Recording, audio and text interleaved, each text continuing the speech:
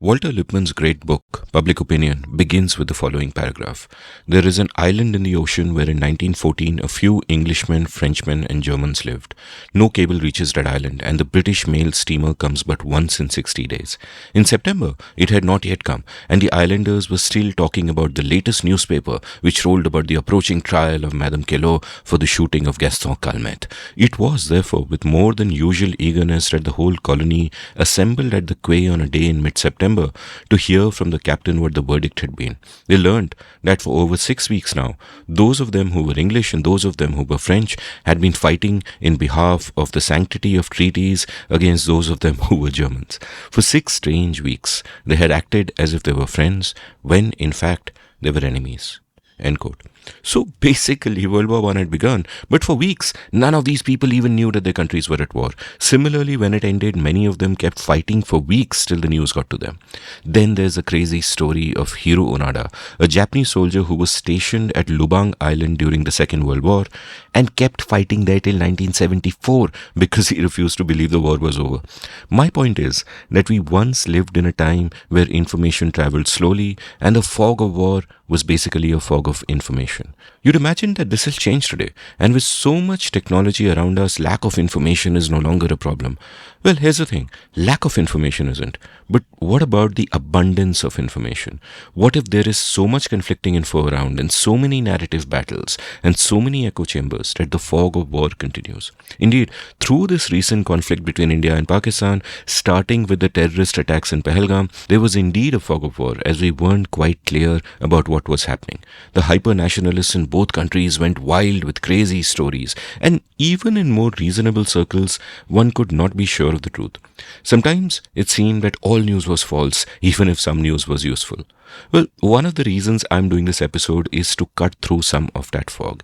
My guests today are experts I trust, who are basically the best analysts on Indian foreign policy and military affairs. I hope this conversation helps you as much as it helped me.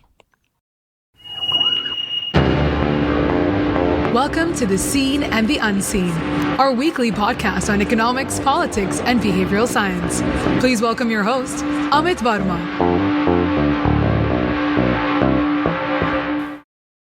Welcome to The Seen and the Unseen. My guests today are Pranay Kotasane and Aditya Ramanathan of the Takshashila Institution. And yes, my last episode was a topical one with Pranay and RHA on the caste census, and this one also happens to be a topical miniature. I have had episodes before on Indian foreign policy, on Pakistan, on India-Pakistan relations in general, and the purpose for this episode is much more narrow. It is about this particular conflict, starting with the terrorist attack in Pahalgam and ending with the de-escalation after the air battles that then took place. I had a small set of questions for Pranay and Aditya. 1. Why did the Pahalgam attacks happen? 2. What was the status quo before that in terms of both foreign policy and the military? 3. How did the conflict play out after this? And 4. Where do things stand now, again with regard to both foreign policy and the military preparedness of both sides? This episode, therefore, is another miniature at just over a couple of hours. My previous deep dives will be linked from the show notes. Pranay, of course, is a deep expert in foreign policy and public policy, and this is his 15th episode on this podcast. Aditya makes his debut, but I really should have had him on earlier. He's one of our finest minds on military affairs, as you will soon discover. Before we begin this conversation, though, let's take a quick commercial break. Do you want to read more? I've put in a lot of work in recent years in building a reading habit. This means that I read more books, but I also read more long-form articles and essays. There's a world of knowledge available through the internet, but the problem we all face is, how do we navigate this knowledge? How do we know what to read? How do we put the right incentives in place? Well, I discovered one way. A couple of friends of mine run this awesome company called CTQ Compounds at ctqcompounds.com, which aims to help people up-level themselves by reading more. A few months ago, I signed up for one of their programs called The Daily Reader. Every day for 6 months, they sent me a long-form article to read.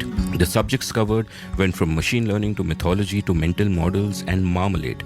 This helped me build a habit of reading. At the end of every day, I understood the world a little better than I did before. So if you want to build your reading habit, head on over to CTQ Compounds and check out their daily reader. New batches start every month. They also have a great program called Future Stack, which helps you stay up to date with ideas, skills, and mental models that will help you stay relevant in the future. Future Stack batches start every Saturday. What's more, you get a discount of a whopping 2,500 rupees, 2,500 if you use the discount code UNSEEN. So head on over to CTQ Compounds at ctqcompounds.com and use the code UNSEEN. Uplevel yourself. Pranay and Aditya, welcome to the Seen and the Unseen. Thanks, Amit. Great to be here, Amit. Awesome. So, Aditya, this is your first time here, and typically for anyone's first time here, we would do a deep personal bio lasting a few hours. But this is not that kind of episode. We are going into a particular subject, so we'll save that for the next time you're on, and I'm confident there'll be more times. But nevertheless, can you give the listeners and me a little potted history of how you've arrived at where you've arrived at, being the foremost military strategist at Takshashila? Oh, wow. That's kind. But so it's a combination of long-standing interests and happenstance. For a large chunk of my career, I've been a journalist, but I was always interested in these things. And whenever I get the opportunity, I would cover issues around foreign policy and strategic affairs. The first time I cut my teeth on this was as a student journalist, witnessing negotiations for the 123 agreement, the last stages of the India-US nuclear deal while in Washington. And yeah, it's really been something I've been really interested in. 2019, I took Takshashila's Defense and Foreign Affairs course, the very first cohort, the organization. I'm sorry, excuse me. I took the course in 2018, and I joined the organization. And it's been a steep learning curve since then. And yeah, that's really the boring but honest answer of why I've ended up here. Wonderful. And, I've worked with you a little bit back in the day, and you also started a couple of excellent podcasts for Takshashila. You were the driving force behind All Things Policy for a while, which I remember fondly. I was jealous that I'm not in Bangalore. Otherwise, I would have loved to be also involved in being a participant in that. Sometimes it's an absolutely awesome show. Here's another question. At Takshashila, in a sense, you combine two roles. One is a role of research and of being a public intellectual, of gathering a lot of knowledge and understanding, and then getting those insights out there as you've done through your podcasts and your writings and so on. At the same time, the particular area where you have made yourself one of the most respected voices, and I say this advisedly because I recently came to know that a top former Air Force person led your military columns and said that this guy is the one guy in this in the media space of this country who really gets it. So I've heard some pretty amazing things about your work. But to go back to the question, on the one hand, there is an imperative of doing research and being a public intellectual and getting ideas out there, which might often involve reasoned critiques of what the establishment is doing. And on the other hand, because you're covering a sensitive area, there's also the question of access and keeping the trust of the establishment so you get all the information that you get. So how do you think about this? How do you sort of balance this? How do you think about your duty in a sense of being a public intellectual, and at the same time the importance of safeguarding the national interest, as it were? And this is one of those rare research areas in which the two can be at cross purposes sometimes. Yeah, that's a great question. So they are sometimes at cross purposes, but I think I've just been very lucky in that we haven't had any big clashes of that sort. You do have to think sometimes about when you want to criticize, how you want to frame that. You want to frame it constructively, and that's just part of the Takshashila way, because we want to get people to understand our point of view. We don't budge from our point of view. We have our point of views are based on principle. So when we have a certain evolved institutional point of view, we put it across, and we try and put it across in a constructive way that others can work with. Besides that, of course, there are some things on which all of us have differing opinion. That's normal, and that's part of the fun of being in a think tank. To my mind, I'm also fortunate because we ended up working quite a bit directly with folks from the armed forces, interacted with them, and it's always been it's been constructive, right? So even when, for example, I've had disagreements with, say, folks in the Air Force about, for example, how India's military space should be organized. It's generally been taken in very good spirits. Those same people with whom I, have somewhat heated debates with, are always, that those relationships haven't been affected. So, in that sense, I've been very lucky, and it's actually been not been that hard. Awesome. Before we kind of, get to what happened and what we have learned through it and all of that, I'd kind of like some perspective on where we were before the Pahalgam attacks. And I'd like it across, I think, two different dimensions. One is a dimension of foreign policy itself. We've done previous episodes on foreign policy, spoken a lot about India, Pakistan, including episodes with you, Pranay, in the past, where, you've given us briefings into the Pakistani people, the Pakistani military jihadi complex, and how we've got to regard them as different from each other, etc., etc. And I'll link to all those episodes in the show notes. And the second area in which I'd like to get a sense of where we were is just in sense of military capabilities, because there are many conflicting opinions that float around that also, and how both nations being nuclear affected that. Again, I've had an episode on both nations being nuclear with General Prakash Menon, who is your colleague at Takshashila. So I'll ask you for a brief potted understanding of both of these areas. First, to talk about foreign policy, that where were we, let's say, on the evening before the Pahalgam attacks happened, that over time, how has our foreign policy and our approach evolved? How has their approach evolved?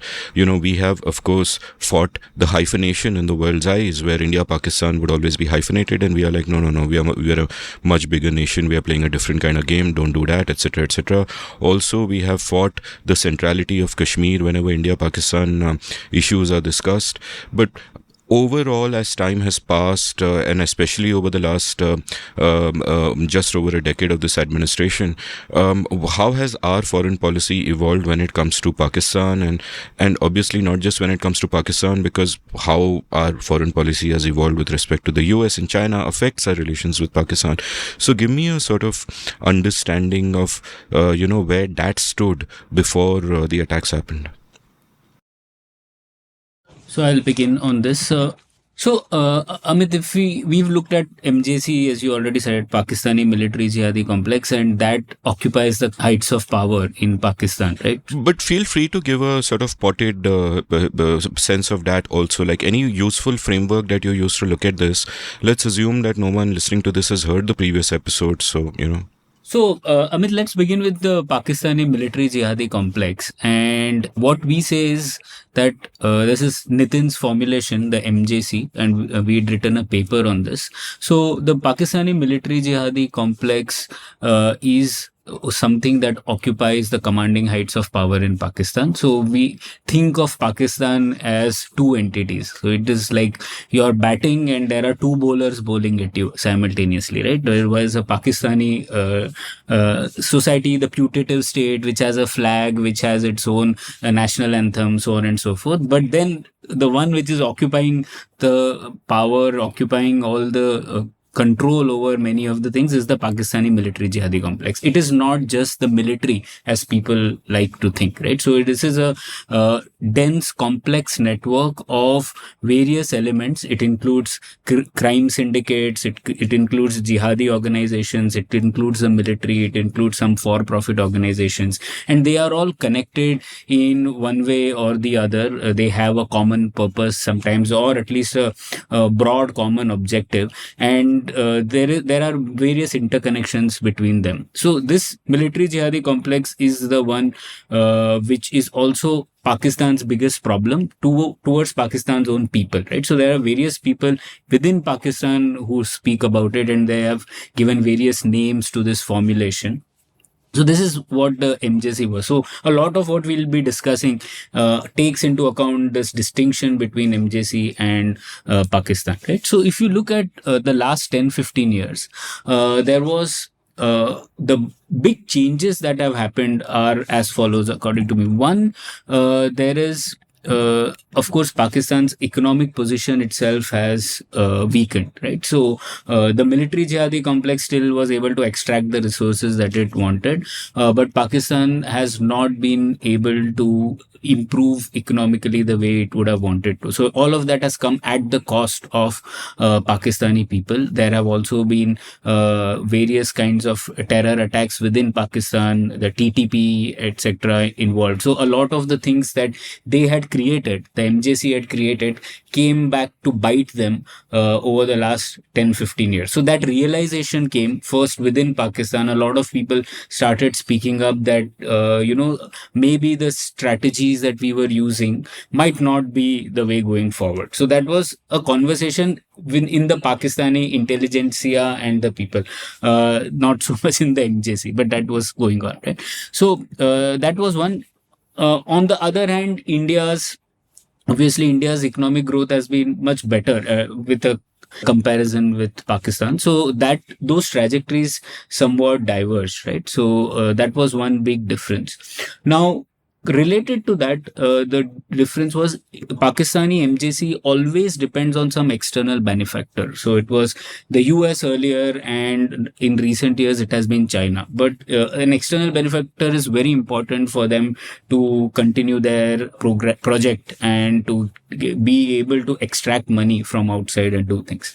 So the big difference, like you mentioned about hyphenation, has been that because of the change in economic trajectories, because of the fact that Afghanistan is no longer as important to the US than as it was 20 years ago, the importance of the Pakistani military jihadi complex to the West and the US declined, whereas the importance of India to the US and the West increased because of the US-China contestation. So that was one big difference, where US-India relationship no longer mentions Pakistan or is not even concerned with that. So if you look at the last few joint statements between Indian PM and President, they'll be talking about technology cooperation and all those things. There's no relation to Pakistan with that. So that was one big difference. This is something that the MJC would be observing very closely and probably feeling sullen about it also, that it is being left out. There's nothing for them to do. So that one big feeling must be there back home.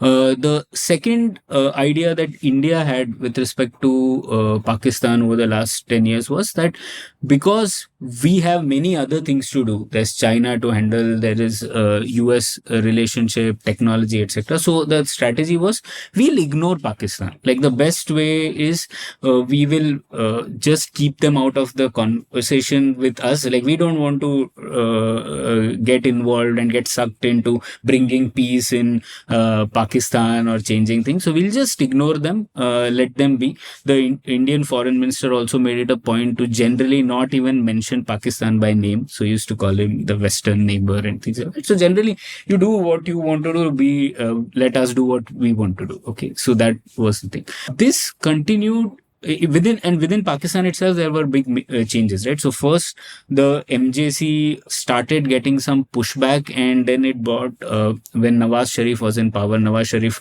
tried to bring the MJC on track, but obviously because MJC is powerful, it kicked Nawaz Sharif out and then brought Imran Khan in, and then Imran Khan became reasonably popular, and in fact he started contesting a lot of the things that the MJC was saying. So one unique thing we saw over the last few years was actually Imran Khan became so popular that the MJC's legitimacy slightly reduced. In fact, there were protests in Pakistan after Imran Khan was arrested, and there were people throwing stones at the Pakistani armies, some officers' residences, some people stormed a few facilities and things like that, right? That was not things that you would happen earlier. So this was one time where actually the Pakistani army's legitimacy slightly reduced. So the MJC was under a bit of pressure to show that it has to do something to stay relevant. It is under those circumstances that the new army chief came in, which is General Asim Munir.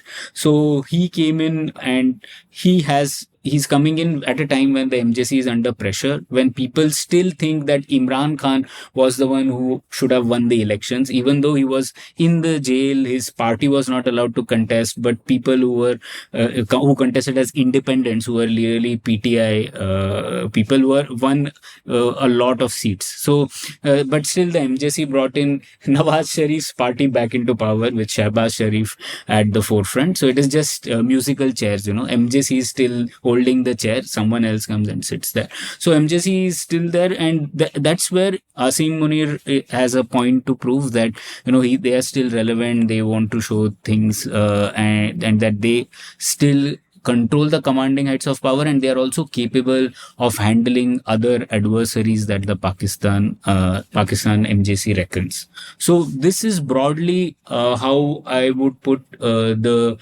Pakistan's domestic trajectory, and how India has sort of managed it as well. I want to just mention China point as well. So as the US involvement since 2016, once Trump came in, first he said he'll do something about Afghanistan, but then in Biden administration, the US went back. So Taliban is in power, and the US is not so interested in that region, the AFPAC region. So for them, that was not a big concern.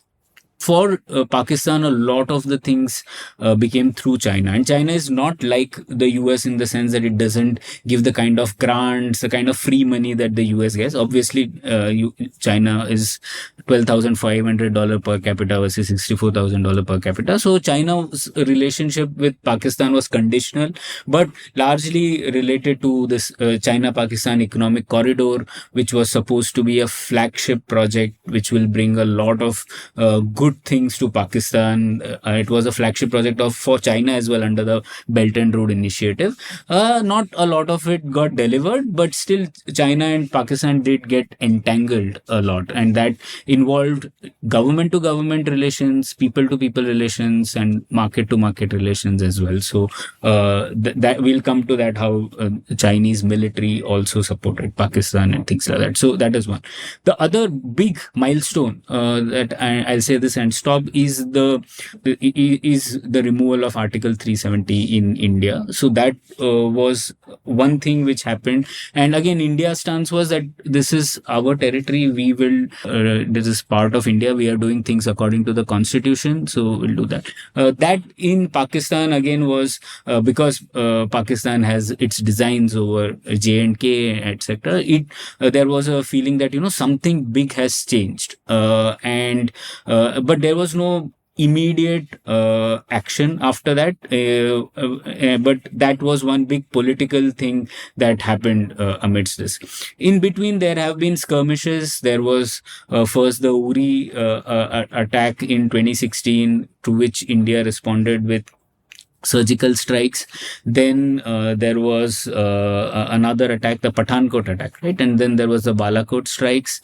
And so these things kept happening, and the stance of India was beginning to change, in the sense that if there are terrorist attacks within India, which are above a particular threshold, India will respond. And India will respond through the use of conventional forces. So first time, it was just entering into Pakistani territory and trying to take out a few terror camps. The second time it happened, the response was slightly higher because air power was used. But again, it was used in Pakistan-occupied Jammu and Kashmir. And this is the third big event which happened on April 2022, which led to certain other things. So that's how I would sort of frame it. Aditya, did I miss any major milestone? No, Pranay, I think you've got it right. It's just that Balakot is technically inside Khyber Pakhtunkhwa. So in 2019, India actually hit Pakistan proper. So a couple of follow-up questions before I turn to Aditya for the military component of this question. And One of them is, and I'll ask both of them together, they're really mini questions. One of them is, how much of a monolith is a military jihadi complex? Like, what kind of control does a military actually have over the jihadi part of the equation? And even the jihadi part of the equation may not be monolithic, there might be different fragments of it. And that becomes an important question when you want to consider that how much of the terrorist activity is actually planned and dictated by the army itself, and how much could be, rogue players or players who are not entirely in control. And the second part of the question related is that, you've outlined how India's approach was just to ignore Pakistan and forget about it. But what was Pakistan's approach towards India? Did they also kind of move away, or was India still central to their justification for the military having a prominent part in Pakistani affairs?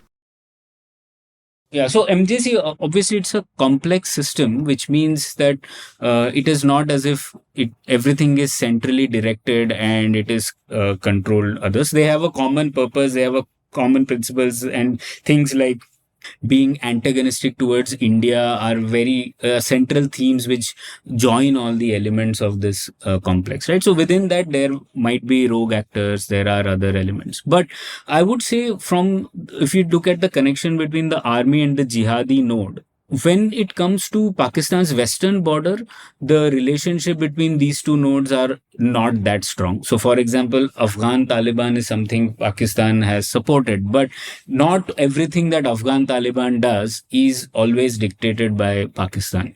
So that in that sense, the control over that sub-node of the jihadi organization is weaker for the Pakistani MJC. But when you look at Pakistan's eastern border, so a lot of the things that happen in India, they definitely have a lot of connections with the Pakistani military jihadi complex. So it might not be that specific operations are always directed, but it is very well known, documented cases of how Pakistani army officers have trained the LET folks. Some people, there have also been joint operations where there will be LET folks and the regular army, Pakistani army soldiers. So in that sense, the connection is much stronger with respect to what happens in India rather than what happens in Afghanistan or Iran.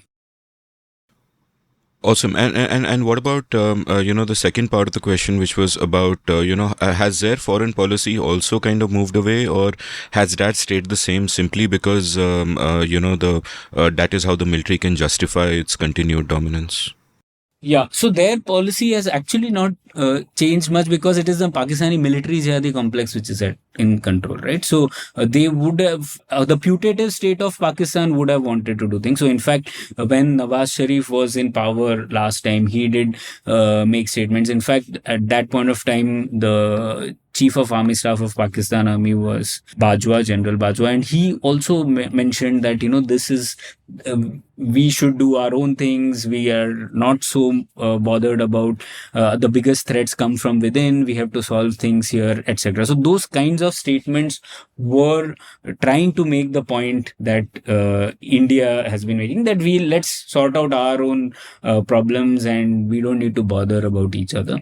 But that is not what the overall MJC was attuned to, because MJC survival depends on being a very anti-India outfit, and that's why some of these attempts were actually seen very negatively. They were one of the causes for why Nawaz Sharif was booted out, because they were saying, like, how can you come and dictate to me? Like, the foreign policy is not your job, Prime Minister. It is the job of the Pakistani military jihadi complex. Who are you? So those kinds of things eventually led to his ouster. So for MJC, this is like their survival issue, and for them, what happened in J&K also was something that they would have watched closely. They passed some resolutions, etc. So for them, it was a big issue. So they have not been able to do the same thing as India has. They have always been looking at what India is doing. At times, also there has been that envy that India is being able to do things that they are not, and they are falling out of the conversation. Like the US folks are not asking them. There's no coalition support funds coming for them to run their own gravy train. So there are things that they were missing out on. I remember when I was traveling through Pakistan in 2006 with the Indian cricket team for the cricket tour, a Pakistani economist told me that they would refer to Al-Qaeda as Al-Qaeda because before 9/11 the economy was practically falling apart, and then the foreign aid flooded in, and so Al-Qaeda is Al-Qaeda over there. Aditya, so let me turn to you and ask about something that in a sense there has been a fog over. Nobody really knows this. People can only speculate that how do the two militaries of these countries stack up against each other, because obviously the military is a core focus of Pakistan, whereas it has never been so central or so important in India. Equally, there is a dynamic that when we went nuclear, before that people say that hey, we had a far stronger conventional army, but the nuclear detente kind of that dynamic equalized that, and therefore did we really have dominance if they could threaten to go nuclear at any point? Beyond that, one hears about how our conventional forces have kind of declined, how so much of the weaponry is old Soviet style weaponry which is outdated, that the army itself is like this big bloated bureaucracy. People say every general is fighting the last war, but some say that these guys are fighting wars even before that, and everything is archaic and outdated like any big ossified organization tends to be. Others point out that hey, no, the Air Force and the Navy are relatively more nimble, and etc. etc. But because we haven't been in a war for so long, the sense was that hey, nobody really knows, how good are our planes, how good are our weapons, where do things stand, how strategically and tactically nimble are we, or would we be in the battlefield, how would that match up against what they would do, and how does being nuclear affect all of this? So give me a sense of that. Let's say, take me to the state of understanding and the state of affairs before the attacks. Like obviously after the attacks, what happened in the last few days, we have got a tremendous amount of insight into both armies, a lot of it heartening for us, and I'll ask you to elaborate on that later. But first, give me where things stood, a week ago. Sure. From the Indian perspective, the sober perspective, we have reason to believe that India has some conventional superiority over Pakistan, but it isn't all that great because Indian power is necessarily dissipated because you have essentially two fronts to deal with. In fact, what we've seen since 2020 with Galwan is actually India having to move troops from the Western Front to the Northern Front. So because India has these two fronts to deal with, it does find itself a bit stretched at the moment. And achieving conventional superiority at specific areas is not as easy for India with Pakistan. Having said that, since air power is what came into play this time, air power tends to be more fungible because you can move aircraft from one place to another really quickly. So in terms of numbers, India does, for example, continue to have an advantage. It has maybe 150 more frontline combat aircraft than Pakistan. It has a fairly good support infrastructure for that. It has better heavy lift. It has much better air defenses, as we've seen in the last few days. But other places, those advantages start to equalize. So in terms of actual air operations with planes, skills of pilots, information fusion within the systems, access to technology, Pakistan does fairly well. Pakistan also has a smaller navy than India, but again, Pakistan's navy its mandate, at least so far, has been more limited to simply protecting Pakistan's sea lanes and warding off Indian attacks in the Arabian Sea. Pakistan does have ambitions to be a larger Western Indian Ocean power, but that's going to require a lot more capital expenditure from them.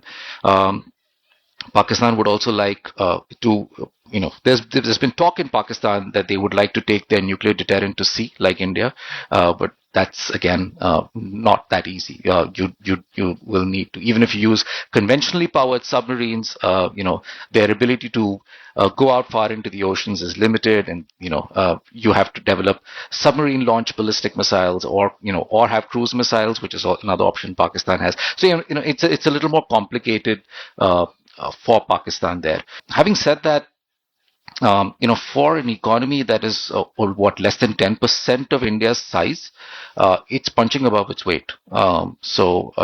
It would be very dangerous for India to underestimate Pakistani capabilities as well as operational professionalism of the Pakistan armed forces. Um, in terms of how that stacks up, with this current conflict, I think it's more. I think it's more complicated. So, what India sought to do, as Pranay said, from 2016 onwards, is to raise the costs for Pakistan. So, 2016, after the Uri attack, doing this cross-border, cross-LOC raid was, it was a bit different, but it was still within the range of what had been done before, really, since the 1990s. What was actually perhaps most dramatically different was that India went public with it and went loudly public with it. 2019 is the big break because you're suddenly using air power and you're using it on Pakistani soil. And the Pakistanis responded with the sort of symbolic attack near an Indian military facility.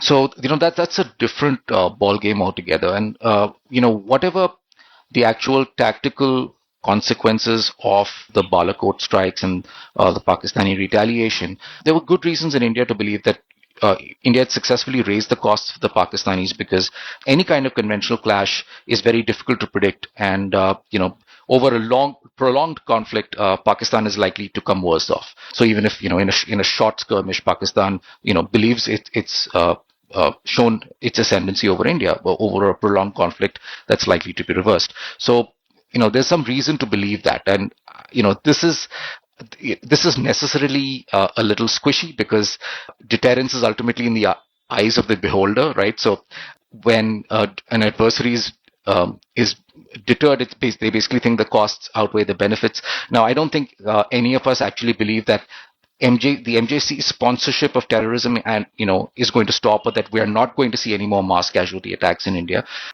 But it's possible that by raising the costs, this becomes less frequent. So, if we don't have a lot of data points here, but, there is a 6-year gap between 2019 and 2025. So you have, that to go by. When you want to prove deterrence, you would like to have both a good theory of deterrence and good empirical evidence. So, right. Just to give you a trivial example, if I have a dog at home and I put a beware of dogs sign there, and I have no burglaries, I can maybe say that I've deterred burglaries, right?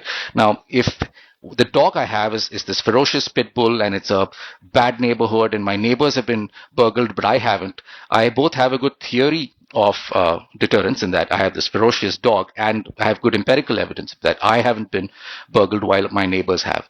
But if you live in a really safe neighborhood and you have a golden retriever that specializes in wet sloppy licks, you have both a poor theory of deterrence and low empirical evidence. I think with Balakot, you have a good theory of deterrence because India has successfully demonstrated the costs of this kind of terrorism will go up.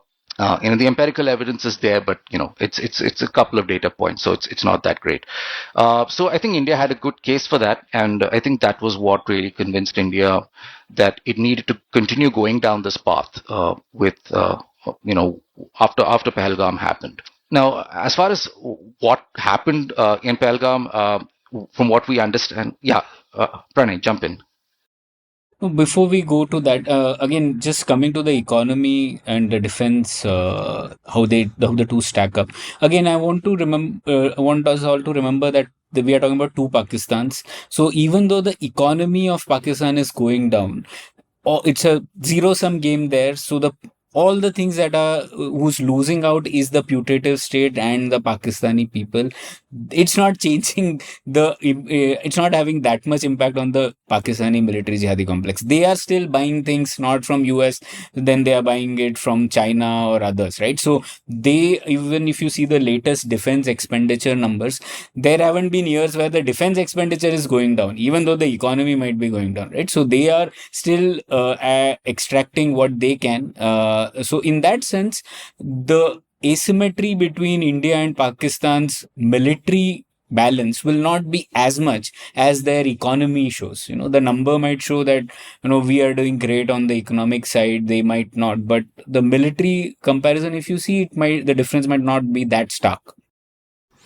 I want to ask another possibly naive question at this point. That it seems to me that there's an element of game theory to this, in the sense that the incentives of the military jihadi complex will be to have occasional and even frequent skirmishes with India, so they can justify their dominance in Pakistan. But they would never actually want war, or they would never actually want the cost to be too high, because that would be a disaster for them. To actually lose a war would hurt them severely, perhaps take them out of existence. The MJC, that is obviously not Pakistan. And, equally, if there are heavy damages, that will affect the kind of public support that you have. So what they would ideally want is that once in a while they attack India, India retaliates, but it ends with a narrative of, oh, we drove the Indians out, like Shahid Afridi doing that, that motorcycle ride saying Pakistan won. And that's exactly as far as they want to take it. But it seems to me that the Indians, by the Indian side, by imposing greater costs this time, have told them that it ain't necessarily so, that we are willing to escalate to beyond the point which you're comfortable with, and therefore it should make them rethink their fundamental framework of the conflict itself. Is that broadly accurate?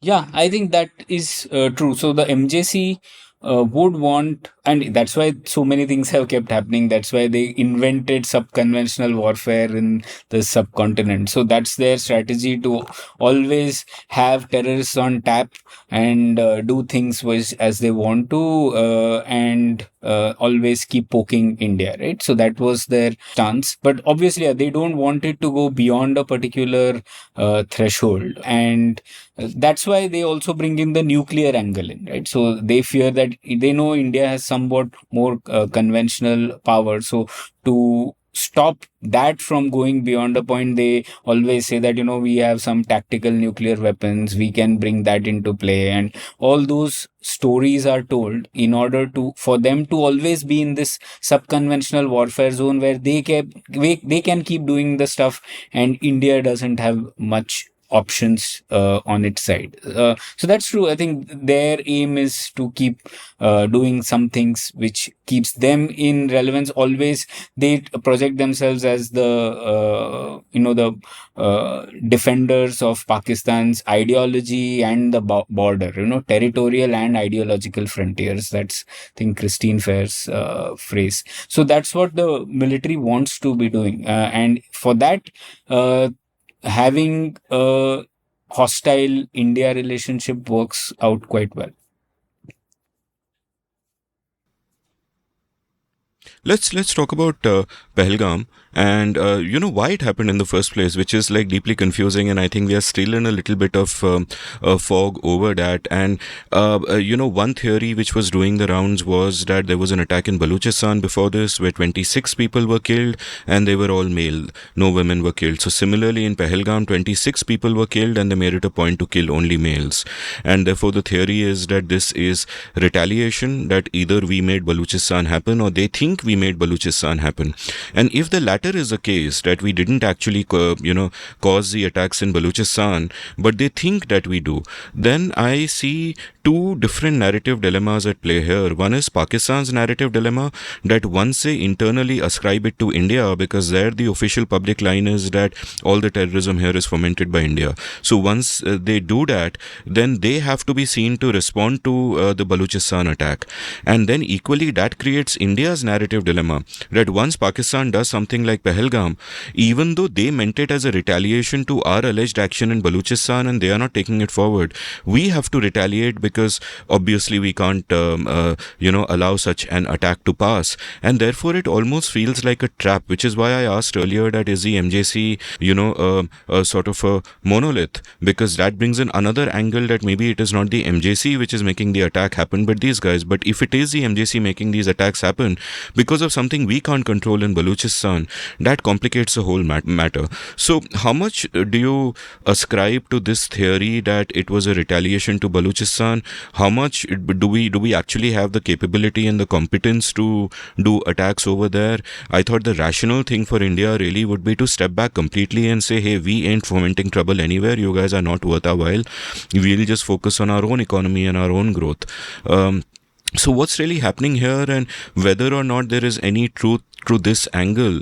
Why Pahalgam? Why did they do this? And the modus operandi of you ask for a person's religion and you say, okay, take a message to Modi, and then you get exactly 26 people and you kill only men. So what can you tell me about whatever sense you have gathered into why the attack happened? So, Amit, let's discuss the Balochistan part first. And again, we are in the realm of guesswork. No one really knows what's there. But the sense that I have is anything that happens in Pakistan, they will attribute it to the RNAW because it works for the MJC, right? Again, how does it survive having control over the economy and giving speeches to parliamentarians about what parliamentarians should be doing, if not for the fact that there is this threat of India and the looming threat India will occupy us. So it really works in that. And RNAW, and there's also mirroring going on here, okay? Because on the Pakistani side, the agency which is responsible for doing intelligence ops is the ISI, which is a part of the Pakistani army. So there are lieutenant generals and major generals and the entire army hierarchy within the ISI. They also have their equivalent military intelligence and other things, but they are not the most important ones. Their core intelligence outfit which does all this is the ISI, which is a part of the Pakistani army.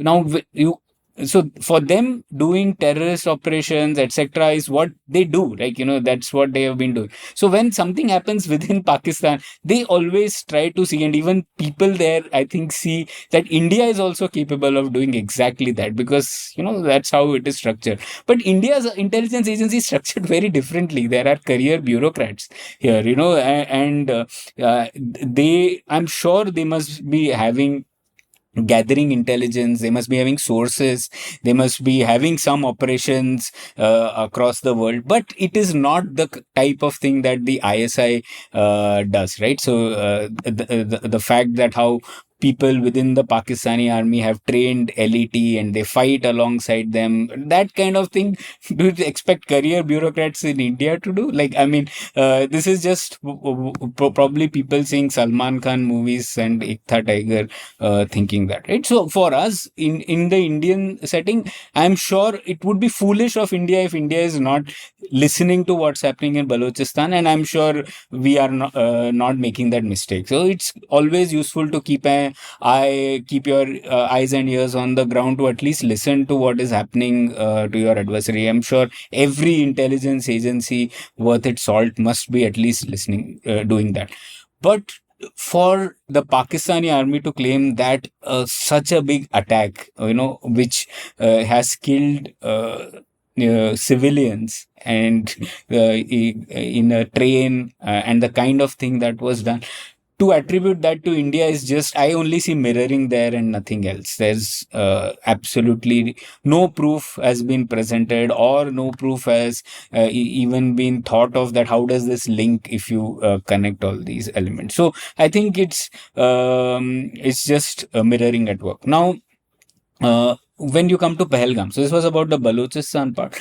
Even though India might not have had anything to do with it, we've thought about how it is important for the MJC to believe and to tell its people that it was done by them, right? Because imagine this is a egg on face for the Pakistani army, right? They are in control of everything, and here there is in Balochistan, in a part of their own territory where people have been killed in broad daylight. This was terrorism. What happened in Balochistan, there was no other word for it. So in that sense, they had to prove that they have tried to say that India is involved, etc.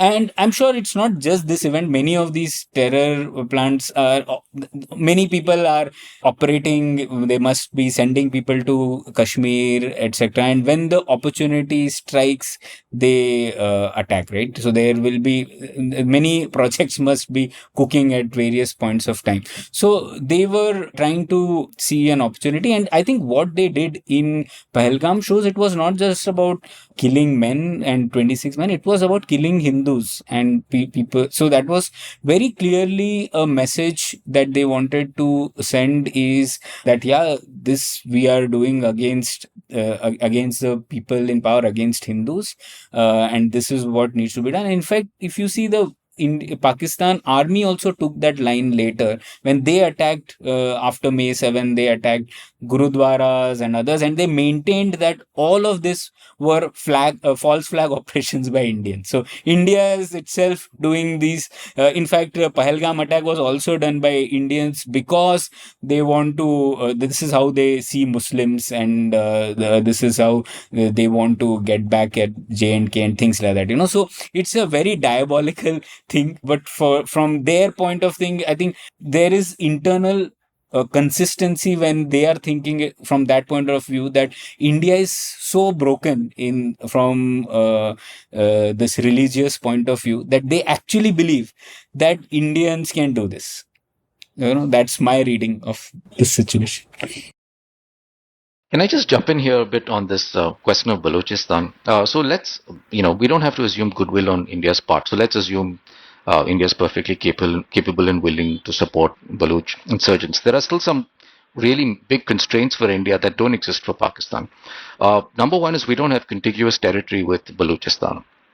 And that's the biggest infrastructure advantage that you have, right? Because it means you can train people, you can indoctrinate people, and you eventually have staging posts from which you can infiltrate them back across into Indian territory. None of that exists in the case of Balochistan. So, at the most, what can India do? Perhaps supply money. Now, even that is complicated because India does not in any way want to be seen to be funding terrorism. In fact, India spent so much diplomatic capital in trying to isolate Pakistan over this. And, if you are trying to move money abroad through the international financial system, you might get into the purview of Interpol, FATF, and all of that. So why would India want that grief? So, my point is you don't have to believe in goodwill from India. You just have to think about the natural constraints India has to be skeptical about this claim. Yeah, I'm not even talking about goodwill. I'm thinking we don't have that capability to do those things there. And even from a realist point of view, if India were to support an insurgency within Pakistan, it would be the Pashtun insurgency, not the Balochistan insurgency. Balochistan insurgency has been tried many times, and many times it has failed. And now, if you see, the northern part of Balochistan, Quetta onwards, is a Pashtun area. It's not Baloch area anyways. So, unfortunately, the Balochis are not a match for the Pakistani army. They can do things, but Pakistan army will still have control. So if I were to think of a very realist point of view, India would be supporting the things in the Pashtun areas, and especially because there is now Taliban, which also has, before that also their Afghan-Pakistan relationships have always been on the tenterhooks, whether it is Taliban or before that when it was the Islamic Republic of Afghanistan. So that applies. And so I think we don't have capability. That was my first point. And second, even if we were to 10x our capability, India would probably do things on the Afghan-Pak border, not in Balochistan. Wonderful. So, in one sentence, you've basically said two things. One is that we're incompetent, and two is, but we are the good guys. So, incompetence but no malice. No, I'm kidding. So, tell me about, after the attacks happen, what are the options on the table? Like, what must the decision makers in government have gone through at that moment? Because I can see sort of two simultaneous imperatives at play. One is the imperative of India as a state to respond to what has just happened. And the other is the political imperative to be seen to do something and to be seen to take strong action, because that's what the Twitter crowds are baying for. So how does one balance these two? And when it does, and in in a sense, they go in the same direction because even the state would be thinking that, okay, we got to do something. But then the question is what? And is it because, even Pakistan doesn't want to escalate, is, your site of action, as it were, or the scope, is it predicated on it being a kind of theater and you know that from the start? Or are you actually wargaming everything that could possibly happen, including a possible escalation and war? What's the thinking in the decision-making circles that then goes on within both the government itself and also within the military, which has to get itself in the state of readiness, both in terms of attack and defense?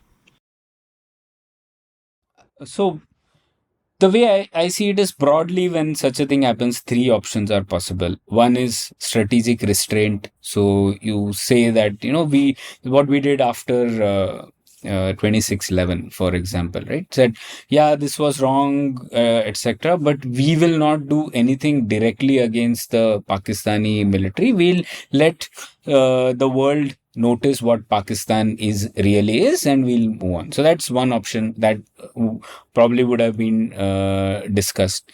The second option would be for India to wage its equivalent subconventional warfare against Pakistan as well, which I have said we probably don't have the at least the mindset or the capability to do the kind of things Pakistan does on the terrorism front. So we are not kitted out to do those kinds of things. So again, and it will take time, etc. So forget about that. So the third option would be to actually then respond, so send a strategic signaling message which imposes some costs on Pakistan. And for that, the trend had already been set. Like we said, that was, earlier there was this idea that when such a terrorist attack happens, first Pakistan will ask for proof. Then we will send some proof. Some dossiers would be sent. And Pakistan will say that, oh, we didn't do anything. These were not involved. We did our investigation. We didn't find anyone guilty. So it would move. So we've done many of these cycles before. So the thing that would be in this government's mindset was that we will not do these kinds of things going ahead. We've tried this and failed. So if such a thing happens, we will respond. Now, the question was, what would the response be? Now, when this happened on April 2022, the idea was the Indian government has to respond. And remember, they specifically killed Hindus and they said, go and tell Modi about it, right? So this is like, it is important from an Indian state point of view, and it is also important for the political party in power to send a message. So both of these sort of align. And in fact, 22nd April to 7th May took quite some time, right? So there was, I'm sure these conversations would be going on, that what should our response be? What kind of response should we send? And in between that, there was one, it was done very obviously in the public eye, that the PM meets the chief of the armed forces, and then it says that we have giving you full operational freedom to respond. And a few days after that, the Indian response takes place. So I think it was the strategy was that we'll not do something surreptitiously. We will we've told that this is not acceptable. The consistent signaling was, one, this was terrorism. Pakistan is responsible. We are not going to give you any proof. Our response will be multi-domain. So it was the Indus Water Treaty was put in abeyance.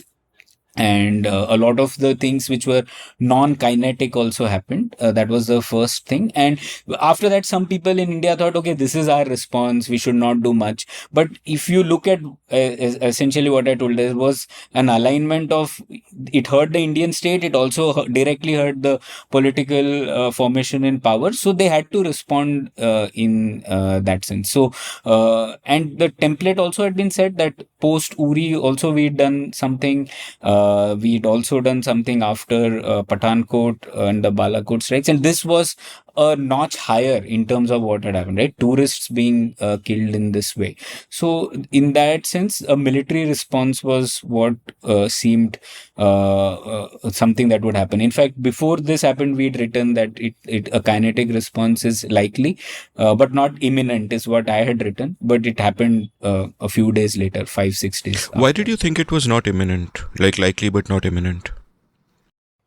Because at that point of time, the signaling was that we reserve the right to respond. We have given operational freedom to respond, but we will attack at a time and manner of our choosing, right? So in that sense, and also already 11-12 days had passed by that time.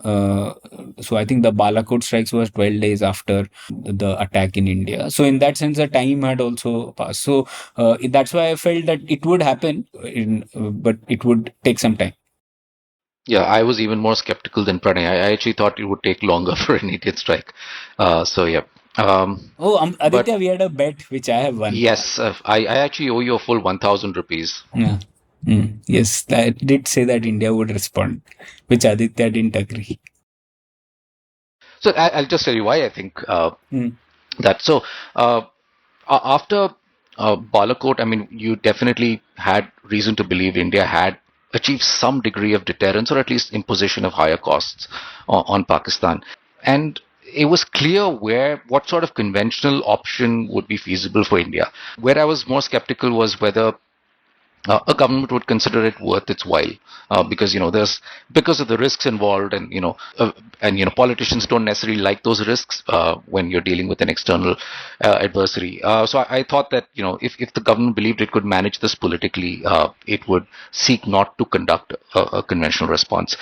But I was wrong on that, and the conventional response that was tailored to it was actually designed to get around a sort of red lines that Pakistan had put in place. So way back in January 2002, Khalid Kidwai, who was the head of Pakistan's Strategic Plans Division, which controls its nuclear forces, had basically spoken to a couple of Italian physicists about Pakistan's red line. This is a little bizarre that he chose this outlet, but that's what he did. And this was, for context, this was right after the attack on India's parliament and India's mobilization Operation Parakram. And he laid out 4 criteria. 2 of them are, that come later, are the economic strangling of Pakistan and political destabilization. I think in the last 20 years, we've seen Pakistan is pretty good at doing those things itself. But the first 2, I think the ones that he really cared about are, that India conquers or holds control some portion of Pakistan's territory, or that India destroys a large portion of Pakistan's military forces. And both of those are really about conventional action. And the Pakistani strategy, as Pranay outlined, was always about threatening some kind of nuclear escalation using tactical or battlefield nuclear weapons. And the idea of that sort of weapon is you both achieve a political objective and a military objective. The military objective is, for example, you hit an armored column, because of heat blast radiation, that armored thrust is blunted. And then there's the political signal, which is both intended for India and for outside audiences. So for India, it is to say, look, we've now entered the nuclear domain, and you really want to continue with this. And the Pakistani belief was that once such a strike happened, India would have no good options and would basically have to call it off. The other reason they believe that is that as soon as that strike happened, the rest of the world would swoop in and would catalyze that intervention. And the attacks that India conducted starting on dawn on May 7th are really designed to get around that. So you are trying to hit specific terrorist targets. You are not destroying Pakistani forces. You are hitting the people you believe are responsible for this and other attacks, and you are constantly saying you plan to manage escalation as a consequence of this. So I think it was designed around that. It brought risks with it, of course, because India didn't get to suppress Pakistani air defenses. That was the case in 2019 as well. But that's a potentially feasible way to manage this politically. When I say politically, I mean international politics as well, to be clear. So, while the government might say, the armed forces have been given a free hand, they've typically been given a very narrow band in which they can operate. So they have that operational freedom, but there are very specific political constraints around it. So give me a sense of how the attacks actually unfolded. You've written a lovely piece in Times of India where you talk about kind of the 3 phases of it. On May 7th, the IAF hit 9 sites and they were targeting terrorist outfits, and the idea was you'll minimize civilian casualties. You've detailed the kind of weapons and munitions that were used. The next day, India retaliated against nighttime Pakistan attacks, and they also sought out an air defense site in Lahore and successfully struck it. And then on the 10th, the potent action where they attack 10 Pakistan air bases, and they might have, debuted their BrahMos supersonic strike missiles out there. So I'm curious about knowing about each of these and what they indicate about our strength, and what we learned from them. And obviously you have another great piece in Money Control about our fantastic air defense system, all of which was a complete TIL for me, and I'll ask you about that later as well. But just focusing on the attacks that we carried out, tell me about how they unfolded, what were the imperatives in each of them, what did we learn about the weaponry and the equipment we were using in each of them, because a lot of it was in the realm of the unknown, even for us, in the sense that we didn't know how it would actually play out in the field of combat. Yeah, absolutely. In fact, a lot of this uncertainty wasn't just for us; it was for the IAF as well. To the best of my knowledge, the two munitions used in the first strikes, and the Scalp and the Hammer, haven't been used in combat yet. This is probably their combat debut. So this is something that the whole world is going to be paying attention to. And these are designed. I think a big reason India chose them is they have relatively compact warheads. So you basically don't want to create all that bigger blast in what is essentially an urban area. So I think that worked out well. The Pakistanis have claimed they downed multiple Indian jets. The Indian side hasn't said anything about this, though they've been very open about saying, look, there might be combat losses. That's just a normal part of this sort of thing. So we'll probably learn about that in the coming days. So that was day one. And what happened after that on day two was that India was actually subject to a bunch of drone incursions, as well as what seemed to have been missile attacks, which were intercepted. And so India responded to that by attacking some of Pakistan's air defenses. We know of at least three sites, one in Lahore. There seems to be something outside Karachi, and also in Rawalpindi, but something seems to have exploded outside a cricket stadium. It's all fog of war. So we'll learn about these things, I'm sure, in the coming weeks and months. But it is fairly clear that in Lahore, at least, India was able to damage or destroy a significant air defense system. What's really interesting about, for example, the Lahore and Karachi attacks is that India seems to have used something called the Harap, which is a Israeli loitering munition. This sort of use of this kind of instrument is new for India as well. So it was interesting to see how this loitering munition, which actually, once you let it go, and tell it what to do, it sort of plans its mission itself. It responds to the situation, the battlefield environment, and then it finds its target and hits it. It's quite extraordinary that India was confident enough to use that kind of munition. And I will say, the Pakistanis apparently did manage to intercept several of these. That says something about their competence, right? So Pakistan is not a pushover by any stretch of imagination. And on day three, I think that was absolutely the most significant strikes. Again, I think India was careful that it didn't want to create a lot of casualties. Once blood is spilled, things get way more complicated. But you do want to hit hardware because that's definitely what the military brass care about. I've heard, we mentioned 10, but there may have been more. There may have been 13 different strikes. So these seem to have been airfields, radar installations. So radars, again, these are fixed land-based radars. So you want to knock out a lot of Pakistan's ability to build a sight picture of the airspace, both its own airspace as well as India's airspace. And you also want to hit runways. Now, in both sides, so you want to hit a runway because it affects the tempo of operations. When you hit runways, it's harder for planes to land and take off. And planes need all sorts of refueling, maintenance facilities, and all which are quite specific to those airfields. I think the idea from India was to tell the Pakistanis, we have the potential to severely disrupt the tempo of your air operations as well as degrade your air defenses.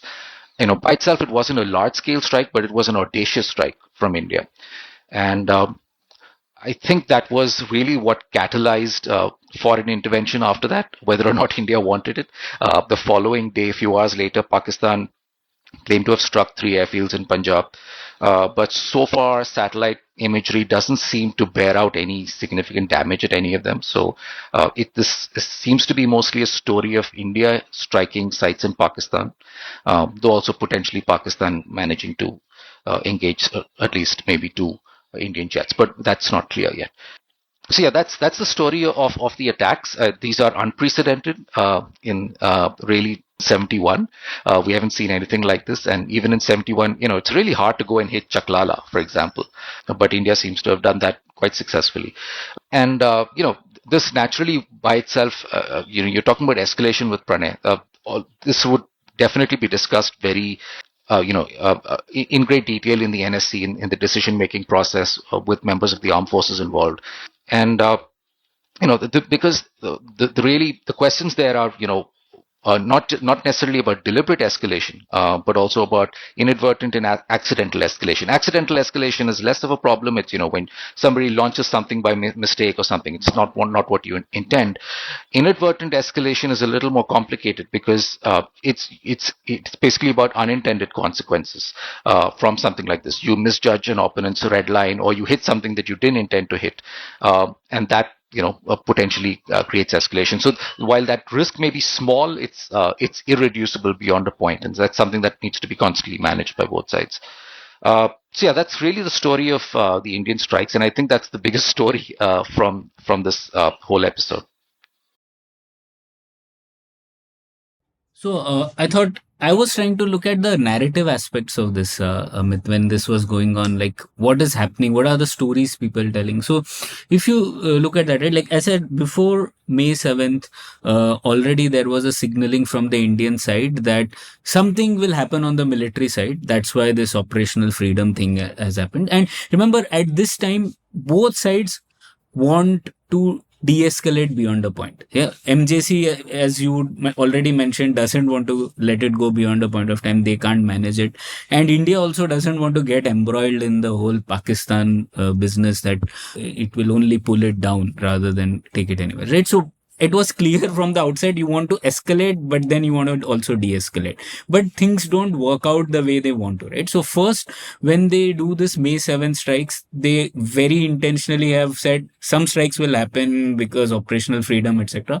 But they make it a point to strike only the terrorist facilities, right? So that is one point. So it was significant for three reasons. One, that India struck the well-known terrorist targets in Pakistan's heartland. So even though Balakot is in Khyber Pakhtunkhwa, it was really close to the Pakistan-occupied Jammu and Kashmir. So it's just across the border. It is not core Pakistan. This time the signal was that we will target Punjab, right? And Muridke is just near Lahore, so we'll can even strike there. That was one signal, and we'll strike only the terror camp. So the expectation was, at least from the Indian side, that the Pakistani army would understand that this was probably something happening on the terrorist side, and they will also carry some strikes of their own, but they'll largely be symbolic. So that was probably the calculation. The second reason why these strikes were different and significant were, one, it actually avoided any kind of surprise. The mode and timing was known to the Pakistanis that there will be some attack. It was signaled that there will be some attack. So in that sense, I think there were risks involved, right? Because, you're attacking an adversary when the adversary is already ready. They know, and this area on the India-Pakistan border, the international border, is heavily fortified.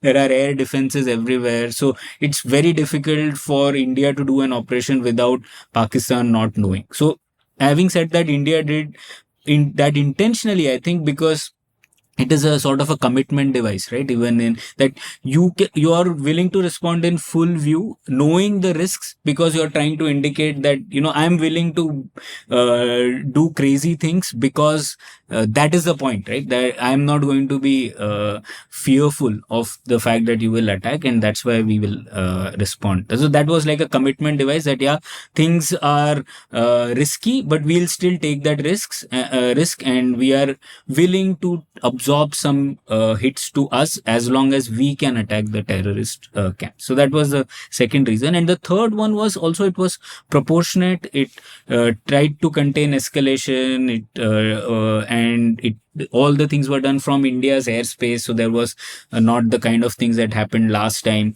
And these were using air to surface missiles. Surface to surface missiles are seen more escalatory. That would have been an option which was considered also, right? That why don't we send surface to surface missile? But they have risk associated that people can confuse them for a nuclear attack, and that can escalate further. So we took a risky option in full public view, but it was meant to only target terrorist camp with the aim that probably this will not escalate. Okay, so this is what happens. And when this happens, Pakistan had to seek some explanation for the failure of its own air defenses, right? Like, how the hell did this happen in Muridke and Bahawalpur and things like that? So it first sought to project that all these targets were not on terrorist camps, but it were on Pakistani civilian sites. So that was one narrative that they tried to push. And also they actually claimed that they hit Indian aircraft. Now, I think based on Indian stance, it seems that they have hit some aircraft. What is the nature of it, we don't know. But it seems that they have hit that. So at this point, I thought actually there could have been a chance for de-escalation, because both the sides could have declared we have won and go home, right? They could have said that, in fact, on the first day there were also some images of wreckage found on the Indian side, etc., right? So they could no side will say that yes, this happened immediately, right? So they could have said that, we've struck them, India did this, we've struck them, and India could have said that they have targeted the Pakistani the terrorist camps, so now we can. But that's not how it turned out, right? So next day, Pakistan ups the ante. So then it attacks several locations in India using drones and missiles. And some of these attacks are actually targeting civilians. So that's when all this things happen, when they try to attack Gurudwara and they attack Poonch and many areas, and specifically while still saying that we are not doing this. So, and even during this time, the DG ISPR didn't say that we have already responded, there is an retaliatory operation ongoing. They were still saying this is some false flag operation that Indians are doing. So that was their narrative. They took it too far. I mean, it became really unbelievable for anyone in the world, but they still tried to run that story. And they still said, we still reserve the right to respond. We'll do that at some point of time. So now with this new round of attacks, drones and missiles starting, it became important for India to respond. And because these were drones and missiles launched by the Pakistani military, then the response came that we will target their military. And remember, if we take that story that Pakistan did take some of the Indian aircraft down, it means that Indian aircraft were in Indian airspace and they were still struck by some missiles coming from the Pakistani end, which means this is sort of an escalation, right? They have, so India had to respond, and that's when they responded by attacking on the military targets, right? So then on 8th May, there were targets on, so again, the aim was to take down their air power, because air power was used to respond on the Indian side. So that's why air defense radars at many places and the air defense system at Lahore, which was taken down. So by the 8th May, actually, Pakistan's narrative had actually weakened. And if they would have closed this on 7th May, they would have been in a happier position, I think. But they just took it too far away, So they thought by this time, 8th May, because India had also responded and air defense in Lahore is out, all the videos are already floating in Pakistani media itself. So I think their narrative started weakening. Then another thing that weakened their narrative was the photos of this US designated terrorist leading the funeral function and Pakistani military officials standing behind. Like, I mean, what a joke, right? So that was also happening. That further reduce their credibility. So in that sense, its claims that they have taken down Indian jets were not enough to explain the failure in defending against Indian attacks. So they wanted to do something more, and that's why they escalated even further. They had an even larger drone attack and missiles. Even aircraft were used, not in Indian territory, but they did use that. So at that point of time, India responded by hitting more military installations through drones and missiles, right? So by 10th morning, it seemed that Pakistan's position was weakening. Even though its military took the position that, we will respond, we will not de-escalate, this is India which is escalating. We also know that India had struck many more military targets in Pakistan with ease. Pakistan had not been able to do the same, right? On the Indian side, they were still going on that 3 days old story that, we've taken their Rafale down and that's why we have won the war, etc. At this point is when Pakistan finally names their retaliation. So that's when they come up with an Arabic name and they say that this is what we will now be responding with to India's actions. And when they did that, they increased the frequency of attacks across the entire IB and LOC. And India, in fact, formally acknowledged that limited damage was done to some equipment and personnel at Indian Air Force stations, Udhampur, Pathankot, Adampur and Bhuj. So even the Indian side again wanted to de-escalate at this point, that we have also suffered some damage, but we've also... So that was also an opportunity for some de-escalation to happen. So just a few hours after Pakistan actually decides its for retaliation formally is actually when it peters down, right? So then that's when the US Secretary of State is speaking to various actors, including directly to Asim Munir. So he's going out of protocol there. He understands that you should talk to the MJC. No point in talking to the Shahbaz Sharif and the putative state. They don't have anything under control. So he directly talks to that. They have also talked to the Indian side. So I think, as I said, both sides wanted to de-escalate. There would have been messages sent that, let us call it off here. The US became a mode probably to at least start those talks. And by evening of 10th May, Trump in his famous Truth Social post had already declared it as some ceasefire, right? So, and then India and Pakistan government both confirmed the development. So this is how sort of it played out. I think in the first day, Pakistan had a stronger narrative if they wanted to call it off. But after that, things just became worse for them. And then they had to de-escalate out of compulsion rather than being able to declare victory and then climb down. I'll commit the apparently bizarre act here of quoting someone from the world of business. Brian Armstrong of Coinbase once said that action produces information. And I love this pithy saying because it's actually a call to a bias for action, which I keep recommending, that you do things and that gives you information and you find out about things. But it seems that even during, this conflict, action produced a lot of information in the sense that there was a lot of stuff we didn't know about our military capabilities and about theirs. One aspect of that, as you spoke about, Aditya, obviously, was what we learned through the attack. So many of our systems were actually kind of debuting, and the fact that we could actually do a direct strike on Murirke, which is right next to Lahore, thereby showing that if we want, we can strike Lahore. And all of this was useful. But equally, the air defense system was useful because I think this must be for the first time that we had large-scale drone attacks as we did this time. And in your piece for Money Control, you wrote, and I'll quote you, India's multi-layered air defense system has successfully repulsed scores of Pakistani aerial attacks over 3 successive nights by acquiring advanced systems and simultaneously producing at scale domestically. India has steadily built air defenses that can absorb and inflict punishing attrition over prolonged combat. It has also focused on protecting key targets. For instance, India has ambitions of covering Delhi and Mumbai with a limited missile defense system shield that can intercept accidental or rogue launches of some nuclear-capable ballistic missiles. Stop quote. And this is incredibly heartening because what you would imagine is, fine, we might be acquiring stuff and we might be building our own stuff. How good are they? How much do we, have we actually got things under control? And meanwhile, Pakistan is being supplied by China, and a lot of that must be state-of-the-art stuff. And what do we do against drone warfare? You've also in your piece spoken about the different kind of drones, about the challenges that a missile defense system has of detection, identification, engagement.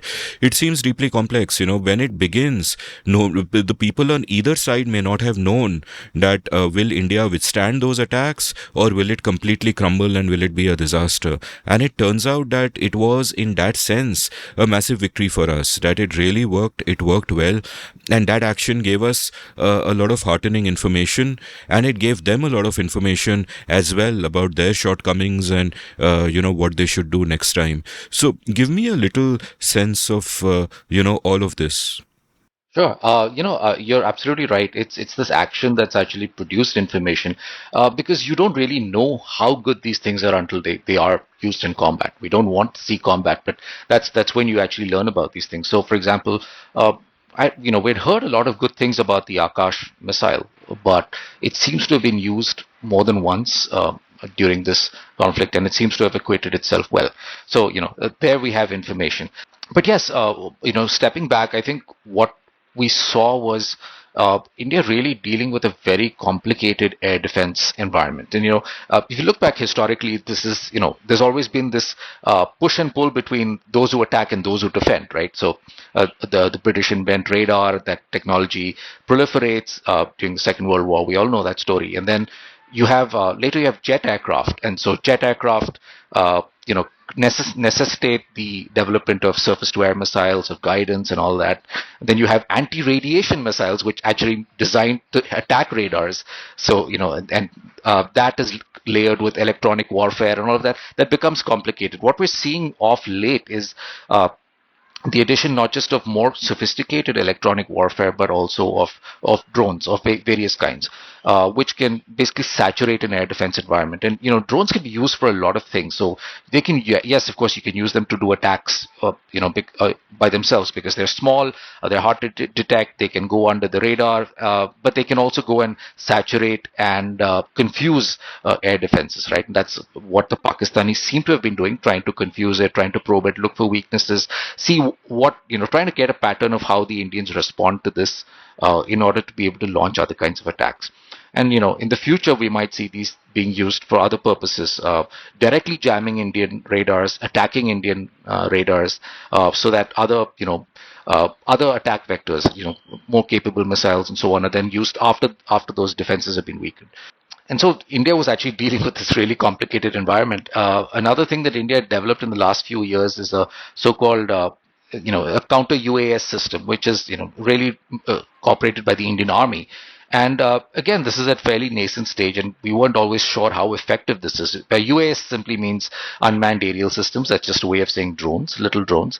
But I think the army ended up getting a little bit of practice, both from insurgents' use of drones as well as smugglers across the border and LOC. So, ironically, the Pakistanis, I think, seem to have given them a little bit of practice with handling this. And they were, from what's happened, it would seem that the army was actually able to, through its counter UAS system, tackle a lot of this. Now, this is probably, some of this is jamming, because these are commercial drones that are, have a communication link back to the operator, so you can jam them. And another instrument that they seem to have used is the L-70 Bofors anti-aircraft gun. This is a really old anti-aircraft gun dating back to our dad's and mom's time, but it's been upgraded, with this sort of, it has a proximity fuse, it has an electro-optical tracker that can track these drones. So basically seems to have been really effective in taking down a lot of these small commercial drones. At the larger scale, Pakistan seems to have launched two sets of attacks, one on day one, on the second night, on the night of May 7th, 8th, excuse me. And that seems to have, again, we don't have details about what missiles were used, so it may have been missiles or long-range rockets, but those, again, seem to have been intercepted. So what seems to have happened is that the Indian air defenses basically took care of the initial drone incursions or probes, and then were perfectly tuned to intercept missiles. So really there was no disruption. And then you had the more serious attack on the last day, where at least one thing we've heard about is a Fatah 2, which is a sort of short-range ballistic missile. It's fired at a flat trajectory, so it doesn't go around, the usual parabolic trajectory that you imagine a ballistic missile going, and it's a conventional missile. There's no ambiguity about that, and that again seems to have been intercepted probably by a Barak 8 missile. Now there's other details that we hear about, possible use of an S-400 missile and others. Let's wait for more details to come out, because it's a bit foggy. But I think we can come to the conclusion that this air defense has, in this particular context, held up very well. And I think this is a combination of both having a few advanced systems to take care of really complicated threats, as well as just having, for example, lots of Akash missiles, and we're likely to do more of this. MRSAMs, the Barak 8, all of this which we produce in India. The idea is to produce these missiles in large numbers because you want to be able to have lots of coverage and be able to really take down multiple incursions, because you expect in the future UAVs, UCAVs are going to be coming in large numbers, attritable sort of munitions, and you want to be able to take them all down. So yeah, that's where it stands. I think we can be happy about it, but let's be careful, because the Pakistanis are going to learn; they're not going to make the same mistakes the next time. And B, we have a much bigger challenge in China, and it's going to be a much more capable adversary. Electronic warfare is going to be much more advanced than Pakistan's, and it's going to be able to use more sophisticated attack vectors. So, there's a lot more work that needs to be done.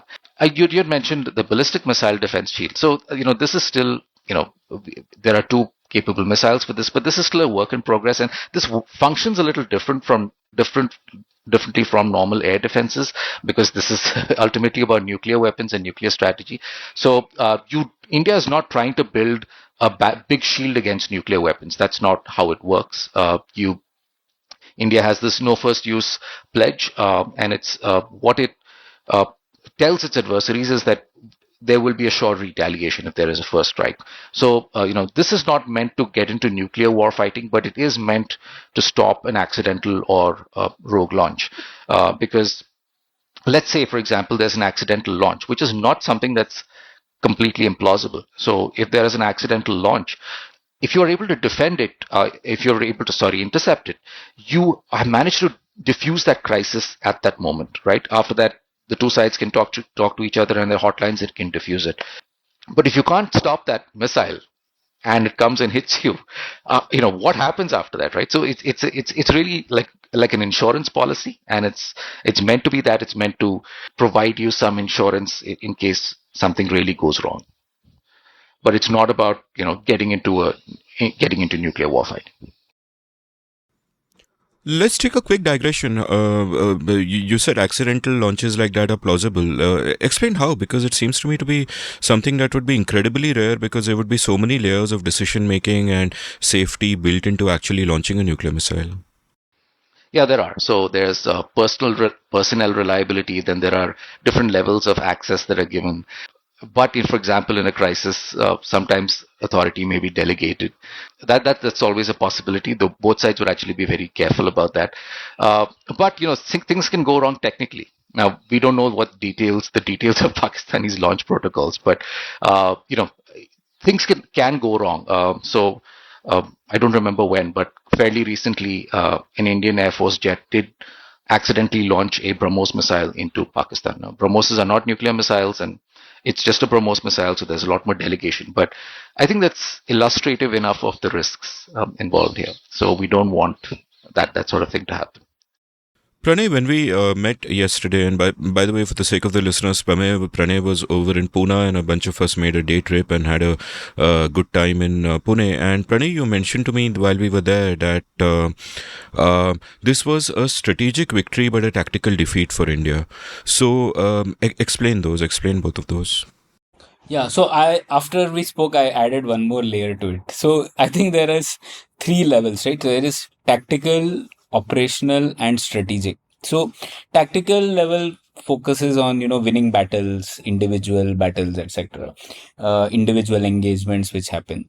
Operational level focuses on winning campaigns, right, which links the battles to broader objective. And strategic level is finally, are you able to achieve your national objective itself, right, whatever it is. So you can think of these 3 levels which come into force during any of these standoffs. So now if we break these 3, on the tactical side, after the first day, as I said, if Pakistan's claims of having shot down some Indian jets are true, if they are, then it is a tactical win for them as well, and India already has a tactical win because it had hit the sites which it wanted to do, right? So in that sense, tactically you can say both of them would have won on the first day. Things changed after that, right? 8th May, 9th May, I think India had more strikes than Pakistan had. On the operational side, like linking the battle to achieving broader objectives, that's where India was definitely more successful than Pakistan, right? There is no question about that. India was able to achieve the things that it wanted to and send the signal that it wanted to, that all of Pakistan is vulnerable if it is going to sponsor terrorism into India. So that kind of messaging was very important, and so operationally sort of it did that. But on the strategic side, again, the things are ambiguous now, given that will this lead to lesser terrorism or not? Like that, we'll only know later. So in the strategic things, you can't say someone won or lost because it is actually an infinite game. Every side will always have an option. They will, as General Menon always says, Pakistan will always have the free will. So if they want to decide that they want to keep doing these things, they will still have that option, even if their economy goes to the dumps, right? So they have that capability to do that. So if you look at it from that lens, I think strategically we will come to know in months or years from now whether this worked or not. But I would say we have a slight gain. I wouldn't say win, but we have a strategic gain rather, because again we signaled that any of these attacks will incur high costs on Pakistan. Pakistan also at that made the mistake of their military folks again standing shoulder to shoulder with the terrorists. So again that sort of got exposed. So that's how I would sort of put it. Tactically, it was first day probably Pakistan had the upper hand. Second day onwards they lost it. Operationally, India had the better hand, and strategically we have a slight gain, but not so much as a victory. Yeah, if I could add to that, I think the strategic gains are still uncertain. We might have something now because we've associated higher costs with this sort of operation. We've struck deep inside Pakistan. But there's a few things. So one is what might be, if you put on your public policy hat and think about unintended consequences. If you're Pakistan and you want to respond to this, what are the things you might do? So if you say, well, okay, 26 civilians is a threshold. What happens if I just kill 5 civilians every month, right? So, you might be creating potentially some terrible incentives there. I don't want to make light of it, but, that's a sort of risk that does exist. For India, the dilemma is, well, you've now made this commitment and this clear connection. So next time there's a mass casualty attack, you have to strike back. Now, what do you hit? You've already hit LAT, JEM, and Hizbul Mujahideen, right? So what comes next? It's unclear. You might also, if you continue to rely on air warfare, you've kind of lost that element of surprise, knocking the enemy off balance because they can expect it.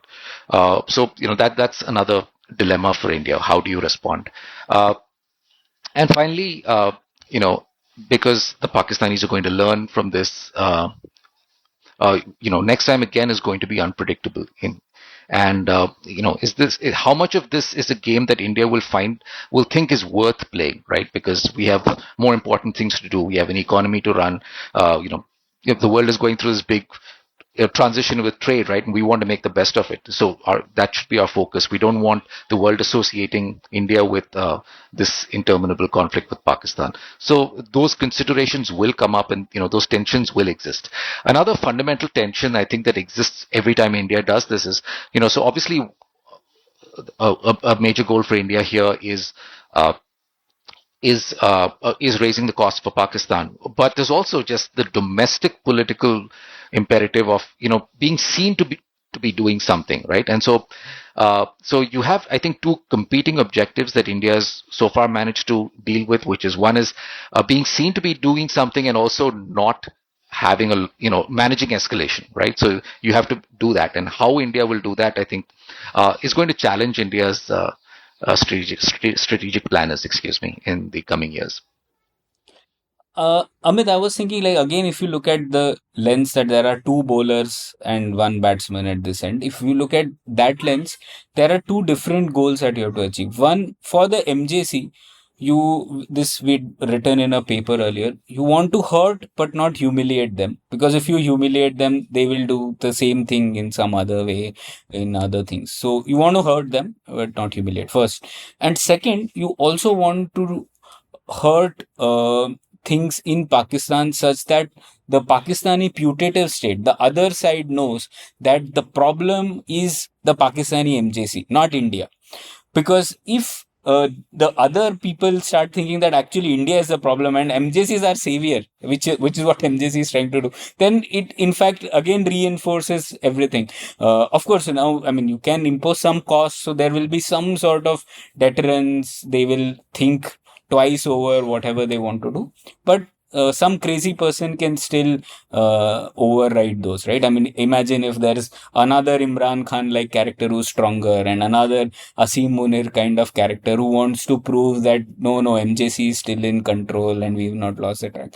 These things can go. So you want to have a strategy which can achieve both these goals, and it is very difficult to have those any strategy which will be able to achieve all of them, right? So in that sense, I think doing this was important from a strategic lens that yes, there is a cost. Yes, there is an equivalence between the Pakistani state and MJC and the terrorist state. And there is no question asked. Don't even ask us for proofs, right? We're not playing that game. And the fact that India was able to carry it through after the first, some minor setback, it was still able to strike the most strongest part of the Pakistani military also sends a signal that yes, there are things they have to catch up on and they are vulnerable. So in that sense, there were operational victories that they will definitely be worried about. Aditya, one of the phrases you'd used a little while back was the danger of misjudging a red line while, carrying these attacks out. And I really think about that because the red line, of course, is the point at which they are forced to go nuclear or they're forced to escalate to the point that nuclear becomes inevitable. And it would at one level be their interest to signal, and again, the game theory of chicken, it would be in their interest to signal that we are crazy and we'll go nuclear after the slightest confrontation because then that dampens your action. But what we managed to do here is that, we went pretty far in terms of damaging their military installations and the terrorist camp and hitting their air bases and all of that without them going nuclear. And, that affects them because how do they deal with that? Like, is there now a larger space for dominating them conventionally before they go nuclear? Or will they feel compelled to show in some ways that they are more irrational than we thought and that, how does it all play out now in their heads? Because they lose a lot of their leverage in the narrative space and in the international geopolitical space if it's established that they will be responsible in nuclear terms and not go for a first strike too soon. So how does that dynamic play out? Is it a victory for us that we seem to have expanded the space for conventional warfare, and how would they respond to that? What's happening there? Give me a sense of that. Here's the thing. I think, again, I'd use Pranay's word, it's a gain, because you have demonstrated that there are lots of conventional options involved. And, I don't think that was actually a mystery. Most of us did understand that those conventional options did exist, but, Pakistan sort of was busy trying to convince the world that India had basically nothing, there was nothing India could do. And, I think that has been made very clear. As far as, India establishing some sort of superiority over Pakistan, as Pranay said, the differential between the armed forces is not going to be reflected in the differential between the economies. And Pakistan's armed forces are committed, they're motivated. So let's not imagine that it's going to be a walkover. And the kind of force that you would need to apply in order to get Pakistan to really change its mind about this sort of thing would not be feasible, and B, might actually end up triggering those nuclear red lines. So that's not what's on the cards. What's here is basically about trying to increase the costs for Pakistan, complicate their calculations and stuff like that. It's a long game. I want to go a little bit further on this issue of nuclear weapons and conventional operations, because we tend to have very simplistic debates about this, and the Pakistanis have enjoyed that, right? So, the typical way of looking at this as well, in the Cold War, the United States and the Soviet Union never fought each other because nuclear weapons. Uh, well, yes, that there's a lot of truth to that, but it's contextual as well. So, the two sides did not have a territorial dispute. The dispute over Berlin, it you had crises in 1949 and 61, 62, and then after that it did dissipate, and that was not a core territory between the two countries. So it's a little different in those respects. And then there's also what sort of military options you have available. It's really in the 1970s that, for example, the United States started focusing on basically using the information revolution, implementing the information revolution in its armed forces. It basically created a large professional force. It started using precision guided munitions, networked operations, and all that, right? So there was a fundamental revolution in the way they conducted warfare, and that's now democratized all over the world, right? Iran can do precision strikes, so that's really changed the utility of conventional weapons. So all of these things have changed, and I think we need to keep up with that and understand that nuclear weapons might, while certain things might remain common, the extent to which nuclear weapons might prevent conventional war will differ in different periods of time. Should also point out here that if you look at the broader set of evidence that we have, non-nuclear powers have not really hesitated to fight nuclear powers, right? In 1973, the Arab countries attacked Israel in a large conventional war. Very recently, Ukraine attacked Kursk in Russia, and they were driven out eventually. But this is a major conventional incursion into another country. Lots of countries have fought the United States and lost, of course, but they fought the United States. So, little countries, right? So. There is definitely a lot of room for conventional warfare. That's not necessarily good news, but I think we should be realistic about when we talk glibly about the nuclear revolution, because it's sort of like it's the dumb version of the end of history argument. I know that's not what Francis Fukuyama was saying, but the Tom Friedman version of the end of history, if you will, right? So nuclear weapons, so no war. Yeah, that's not how it works. The other point is simply that just acquiring nuclear weapons is not just turning on a switch. From there you build nuclear forces. You have to have command and control. You have to worry about its survivability. There's lots of issues involved, and it's a huge investment for any country. And I think Indians are also learning that, even though we have no first use and we have a very relaxed nuclear posture, and I'm very happy we do. We still end up having to say, well, we really need a triad, right? Because if we want this to be credible, if we really want our adversaries to be able to fear this, that's the route you have to go. So yeah, nuclear weapons are useful to a great extent. We're probably better off with them than without them, but they're not going to buy us permanent peace, and they're going to create problems of their own. On that side, I think the important import for us from this context was that Pakistan strategy, like now we try to do this exercise where we map out the conflict escalation ladders of both India and Pakistan against one another and see how they stack up against each other. So at the lowest level, there is sub-conventional warfare zone, right? Where Pakistan is doing nasty things here. It is also the Pakistan zone of plausible deniability, right? They can say someone's doing, we are not doing. Above that, just beyond a point, we first hit Pakistan's conventional threshold, because at that point of time, their forces start participating with the terrorists very obviously, like what had happened in Kargil, right? So that is, their conventional threshold was lower than our conventional threshold.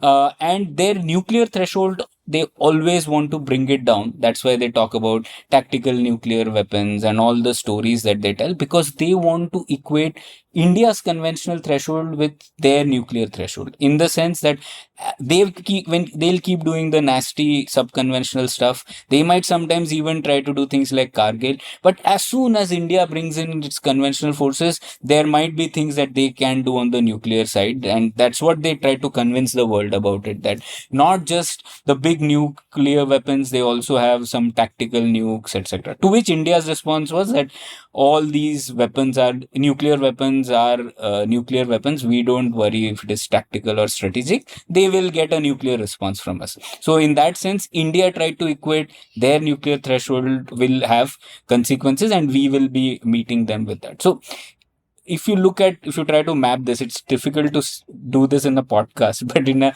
image, if you see this, it means they were trying to maximize the lower zone, which is zone of subconventional warfare, and minimize the zone of two-sided conventional warfare, where India and Pakistan both use force.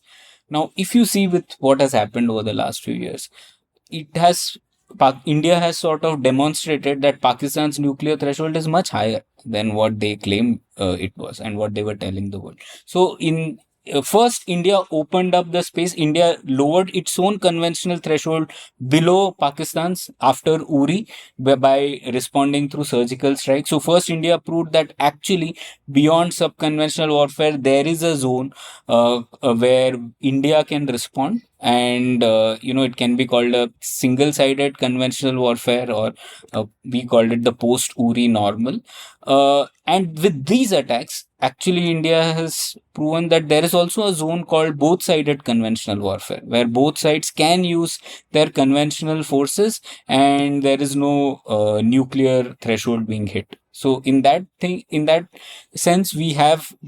The theory was there earlier, but this has again, like Ditya was saying, there is now an empirical proof also that, both-sided conventional warfares do happen. Both sides do want to de-escalate. And if there are things that Pakistan does through subconventional means, it can expect a response in the conventional threshold, to which it will also respond in the conventional domain. So let me try to sum it up in a visual sort of way, and you can tell me if I'm kind of getting it right, because this is a very powerful framework for thinking about this. That imagine that there are three layers, and there's India, Pakistan on each side, and there are three layers. And the bottommost layer is subconventional warfare, which is all of this terrorist stuff and so on. Then the middle layer would be conventional warfare, and the top layer would be nuclear warfare. And if one side goes to the higher layer, the other side has to. There is absolutely no option. So there, for ideal situation is there is a huge layer of subconventional warfare, and the moment we go to the higher level of conventional warfare, their threat is that we keep that layer thin and we straight away go to nuclear warfare, in which case both sides are there. And since India wants to avoid that at all costs for rational reasons, we are much less likely to escalate to conventional warfare. And what we have said, what we have now sort of indicated is two things. One is that the subconventional warfare that we allow them is much less, and we are happy to go to conventional warfare, and we will go to conventional warfare and not worry about the nuclear warfare bluff. In a sense, to a certain extent, we called their bluff this time and said that we will continue with that conventional warfare and will not let you escalate, because ultimately it's a game of chicken, and even Pakistan knows that, hey, no one wants nuclear war, like why would you do something like that? And so in both these ways, it's kind of a triumph for India, because it not only reduces their credibility of going to the nuclear layer, but it also reduces their time in the subconventional layer, because we have said that, okay, the next time there's an attack, we are going to respond, and is going to be something like this. Is that a correct understanding? Yeah, that is correct. So they want to maximize the subconventional warfare zone. We want to minimize it, and conversely, they want to minimize the both-sided conventional warfare zone, whereas we want to maximize it to show that there is space and we will respond. So that's how I would put it. Yeah. And therefore, one option that they can come up with, therefore, is that the next time something like this happens, they do one tactical nuclear strike with relatively small and whatever. They do one tactical nuclear strike and hope that the world stops the war, in which case it reverts. It reverts to a very big subconventional space, and, they would have shown that they can go nuclear at the hit of a button. So how plausible is it for them to actually think in that way, and how can we counter that? Oh, okay. So the military risks of that, frankly, the existential risks of that are so huge that it's unlikely Pakistan would do that. They could perhaps do something like conduct a nuclear test, but there would be diplomatic consequences to that, which they might be willing to bear.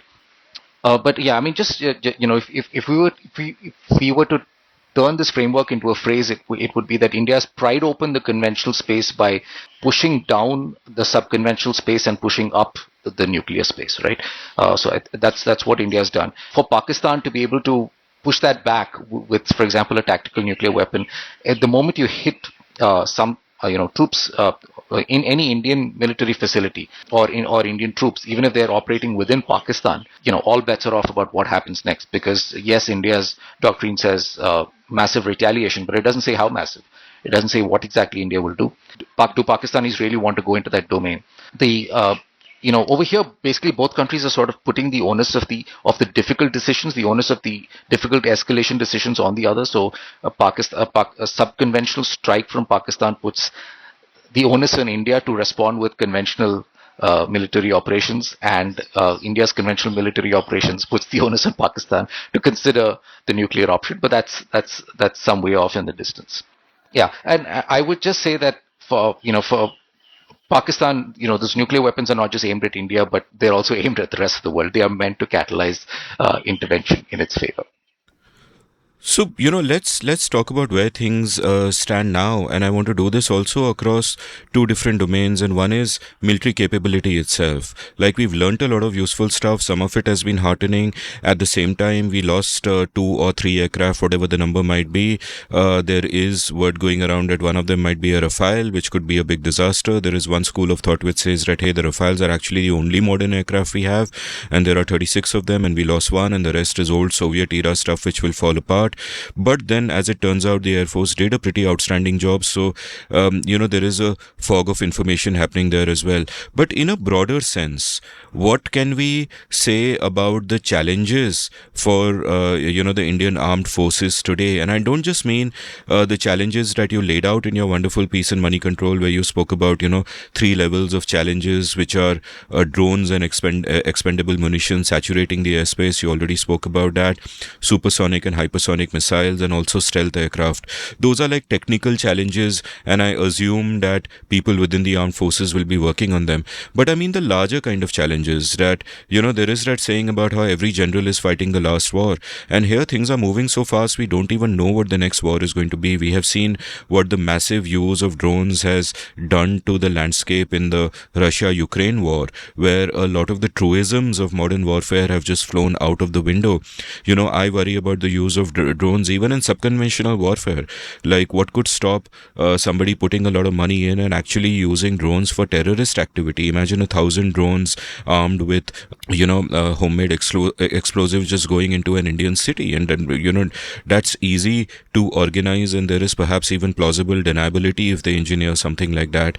So we don't know what modern warfare could look like or will look like in the future. So taking into account what I mentioned earlier about the sense of the Indian Army as opposed to the Air Force and the Navy as this massive ossified bureaucracy where decision making happens slowly, there might or might not be massive corruption greasing every wheel that is in there.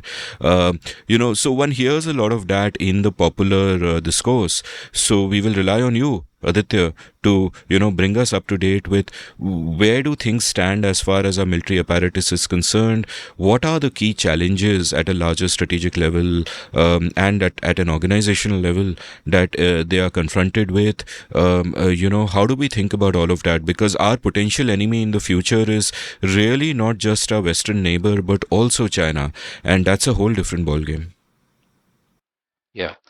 That's great. I'll just take a step back and say, why do we have armed forces? And to me, yes, I mean, the armed forces do some important things. You tackle terrorism, you can protect, say, the Himalayan borders and all that. But really, India's armed forces are about something much more profound. I think that having disciplined, civilian-led, highly capable armed forces are really about securing India's long-term future. So it's really about securing the space for India to make its own autonomous decisions, trade with the world on terms and according to norms that it prefers. And that ultimately leads to economic growth in India. It's about social mobility. It's about individual freedom, women's emancipation. Now, even if you're a senior military officer, you may not see that link, but at the policy level, that's really what it's about. The worst argument, I suppose, that anyone can make is you need more money, but I suspect we do need more money at this stage. Nitin Pai, for example, has made the argument that we need a surge in defense spending. That's probably right. Ideally, we would have started a slight increase in defense spending 10 years or 15 years back. But we're here now, and I think the more we delay it, the more we're going to find ourselves suddenly doing a lot more emergency procurements, suddenly seeing a surge which is in defense spending, which is not fiscally responsible, and things like that. So it's good to get a head start on this. Some great things that have happened is that we have some degree of privatization in the defense sector. We have now actually, defense startups are actually a thing that exist. We don't know how far they'll go, how far they'll be successful, but that they exist and that, they're led by passionate founders, I think is a big improvement in India. The other issue you're talking about is, force planning. How do you plan for the future?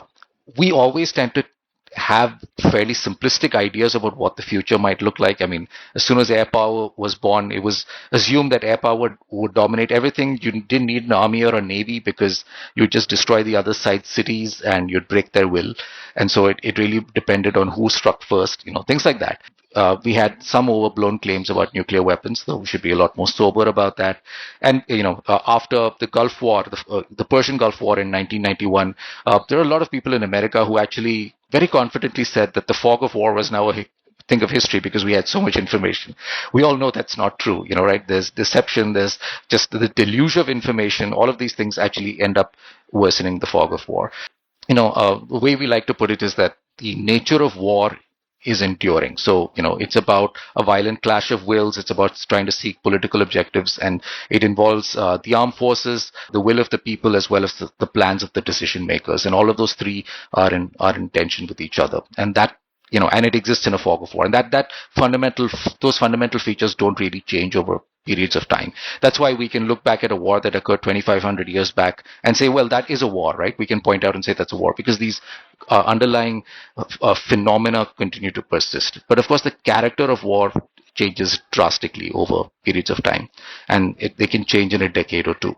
So yes, absolutely, drones are going to be super important in the future, but they're likely going to exist in a battle space with other types of capabilities, right? So you're going to, drone is this catch-all word. So, people think of this little commercial DJI quadcopter, but it's, at the other hand, you have something like an MQ-9B, which is really, it's a jet combat aircraft that just doesn't happen to have a pilot inside it.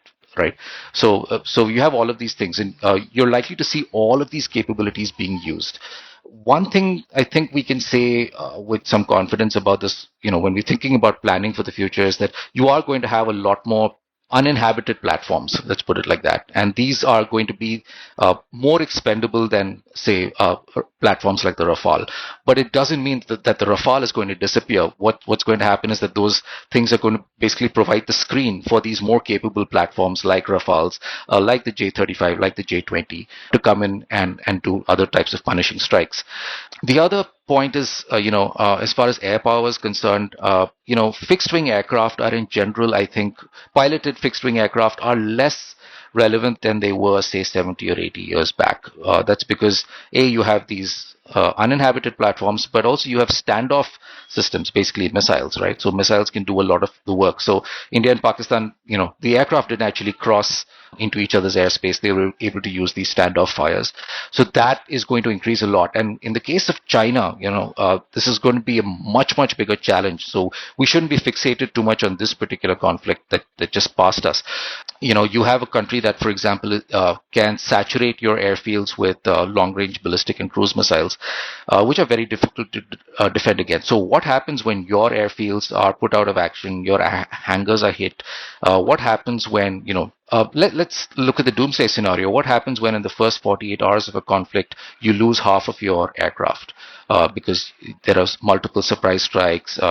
Pakistan, the Chinese are able to use beyond visual range missiles, for example, to knock out aircraft that are in the air.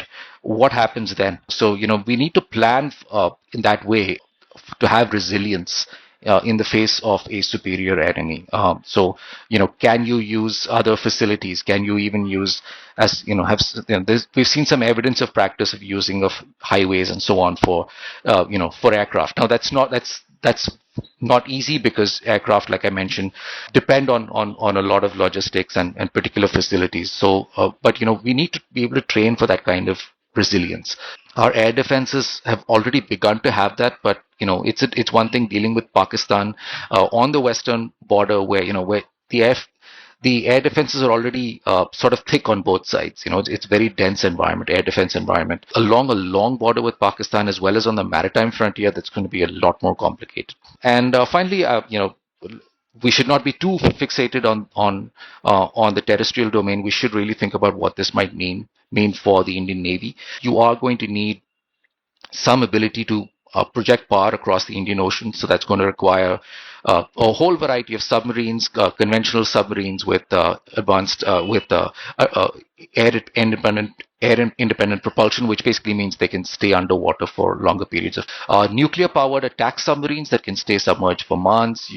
We talked about the nuclear deterrent being put at sea, and then of course the Navy does have ambitions for aircraft carriers. I don't know how that's going to pan out, but it might be useful to have some kind of mobile air power at sea as well. So there's a lot to be done. There's a lot of capital expenditure, and it doesn't thrill me. I would actually, believe it or not, live in a world in which we had zero defense spending. I think we'd all be better off that way. But we are probably going to need a surge in defense spending to manage some of these capital expenditures, and to make that not just to spend that money intelligently. I think we should try and see what it is that we can make in India. By that, I don't mean being Atmanirbhar and all that. I mean having collaborations, intelligent collaborations with other countries, so we can learn from them, we can build technology, and we can invest some of that money back in our own economy. Actually, Amit and I were discussing this yesterday also. If the future is drones, and drones are being used so extensively, isn't that the area that needs to be focused on a lot more, whether it is counter drones or having your own drone forces, rather than the conventional way of acquiring force? So yes, yes, in the sense that they're going to be a big part of the answer. But for example, by its very nature, having a small aircraft, a small jet-powered aircraft, it means it has limited range and payload, right? So, for example, how do you extend its range? So maybe you need another vessel, for example, at sea, for it to launch from.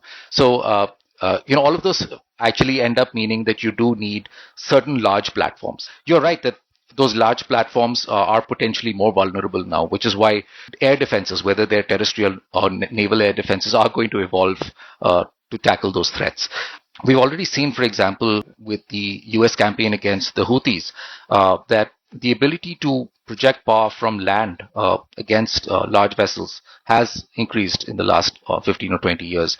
And so, these sort of phases do come about in history where, land power, the ability to project power from land onto sea increases, and then there's a pushback from the naval platforms. And I think that's going to happen. But, these are the realities that you have to constantly deal with. So the only reason I say drones are not going to be the only answer is because by their very nature, by the laws of physics, they have limited range and limited payload. And ultimately, to extend their range, either you have to have bigger platforms or you need to have a bigger attack vector. So something like a missile instead of a drone. Amit, I wanted to come in on that Rafale question, and I've been reading a lot of that. Again, I put that in the tactical domain, not in the operational. So operationally, we've been more successful than Pakistan. So, but let's come to the tactical aspect, right? I think there's a lot of focus on that one from the Pakistani side. Obviously, they want to project that tactical gain as a operational and strategic victory as well. But even if you leave the Pakistani claims aside, the conversation, so what if we lose one Rafale? Like, it's cost $250 million. It is 2,000 crores. That's not a big sum for the Indian government, right? Like, I mean, they can amass that. The question is really coming from the broader geopolitics, right? What does it mean for a Chinese platform versus an advanced West platform? The Chinese want to sell their equipment, the Dassault wants to sell its equipment, and Lockheed Martin wants to sell its equipment. So they all are in this information ecosystem. This is very important to them, right? Because every aircraft can give them 2,000 crores and $250 million. So a lot of the attention on this is coming from the broader ecosystem, it doesn't have a bearing so much on the India. I mean, India still operationally one. So what if these claims are true? The second thing also is, last time a lot of in the Indian psyche, a lot of this claim of a plane getting shot down exists because it draws equivalence to what happened the last time, right? There was an Indian aircraft on that side which fell, and there was a Indian pilot which was captured. So that was what happened. But this time that was not the scenario at all. If the Indian aircraft were taken down, it was on the Indian side. And it's not as if any platform is invulnerable, right? It is an ingredient. You have to take that ingredient. You need a recipe to make a very nice dish. So here the risks will be very high, like we were talking about in terms of the air defenses. So there will be some losses. And even those losses have to be taken, whether the recipe was the problem, whether the ingredient was the problem. Maybe the ingredient was fine, the Rafale was fine, given that we were doing a very risky mission might be the problem, or we didn't anticipate might be the problem. So those are the kinds of analysis. But a lot of focus in media is on one from the Pakistani side to show that, we have the great thing, and other thing is to show that Chinese platforms might be equivalent to the Western platforms. I don't think that none of these are well founded unless we get to these details. And from an Indian point of view, I would say, so what? Yeah, I almost completely agree with you, Pranay. The only thing is, the loss of aircraft in a prolonged conflict is not just about the money, but it's also just about having them, because you can't replace them immediately. So I don't want our Rafales to exist in a battlefield environment where we're just using those expensive platforms, but we're using multiple ones, including those we can afford to lose. I think we're already seeing the beginnings of that. And but in terms of why we lost those aircraft, we can only speculate, but some of the reasons might simply be because there was a political decision to not suppress Pakistani air defenses, and that there is a legitimate political case to be made for that. And the fact that the Pakistanis arrested the initiative, and they did fire missiles across the international border and LOC. So that was also a new element, and I think we need to start worrying or start thinking is what happens the next time, because how does, for example, India deal with the reality that we are routinely now going to engage each other's aircraft during a crisis over each other's airspace? And so, again, the pressure will be on India to wrest that initiative away from Pakistan, and Pakistan will know that and will be trying to figure out its own response. So we will understand the tactical details only later, but I think for our purposes here, I think the conclusion we can draw is that this is going to get more complicated and also potentially more dangerous in the future. Let's talk about the geopolitical aspect of it, because this is not a two-player game, it's a multiplayer game. You guys have shed a lot of light today, and thank you for that, on India vis-a-vis Pakistan and how they might be a new normal, etc., etc. But, China is an interested party in this, the USA is an interested party in this. That geopolitical field is a field of really dynamic action, things are changing every day, etc., etc.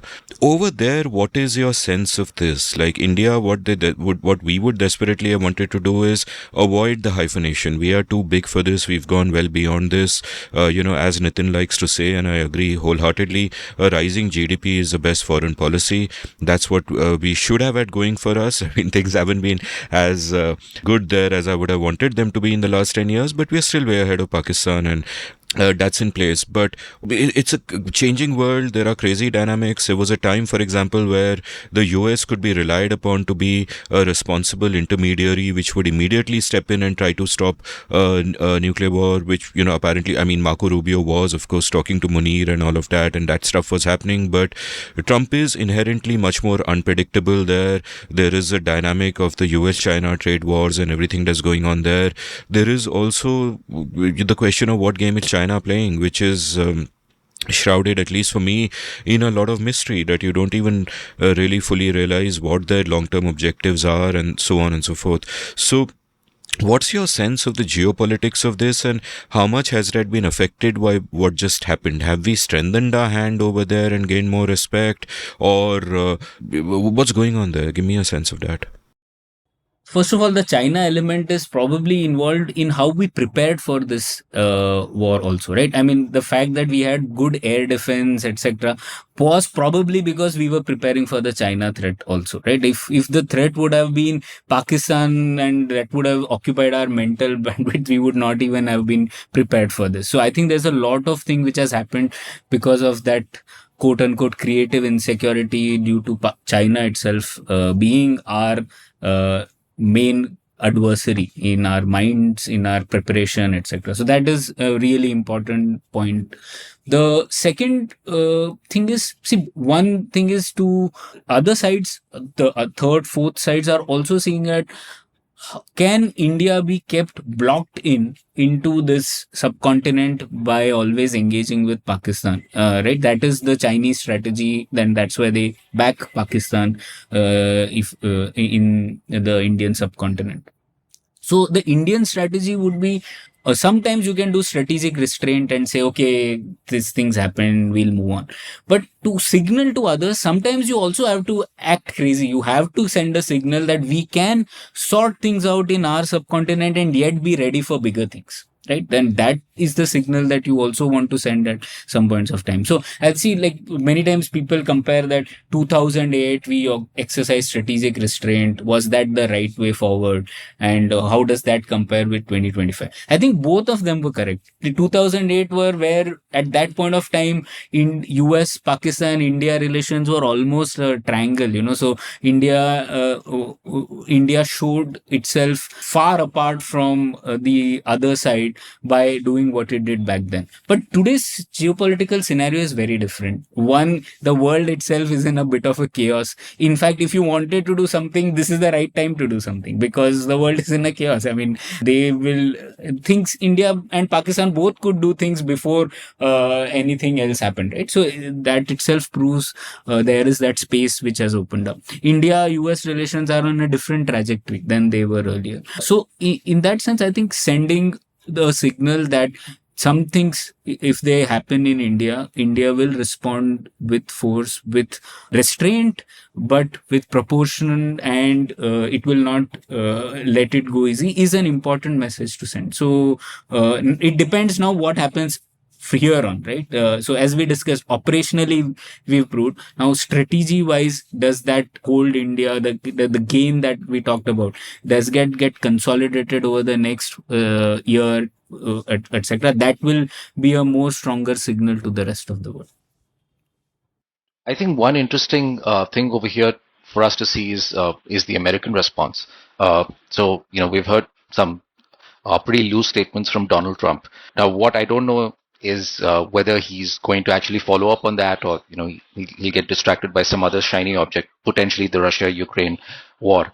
If that happens, it's good news for India. But if he persists, in fact, today the State Department has already said that they want India and Pakistan to do things, sort it out by themselves.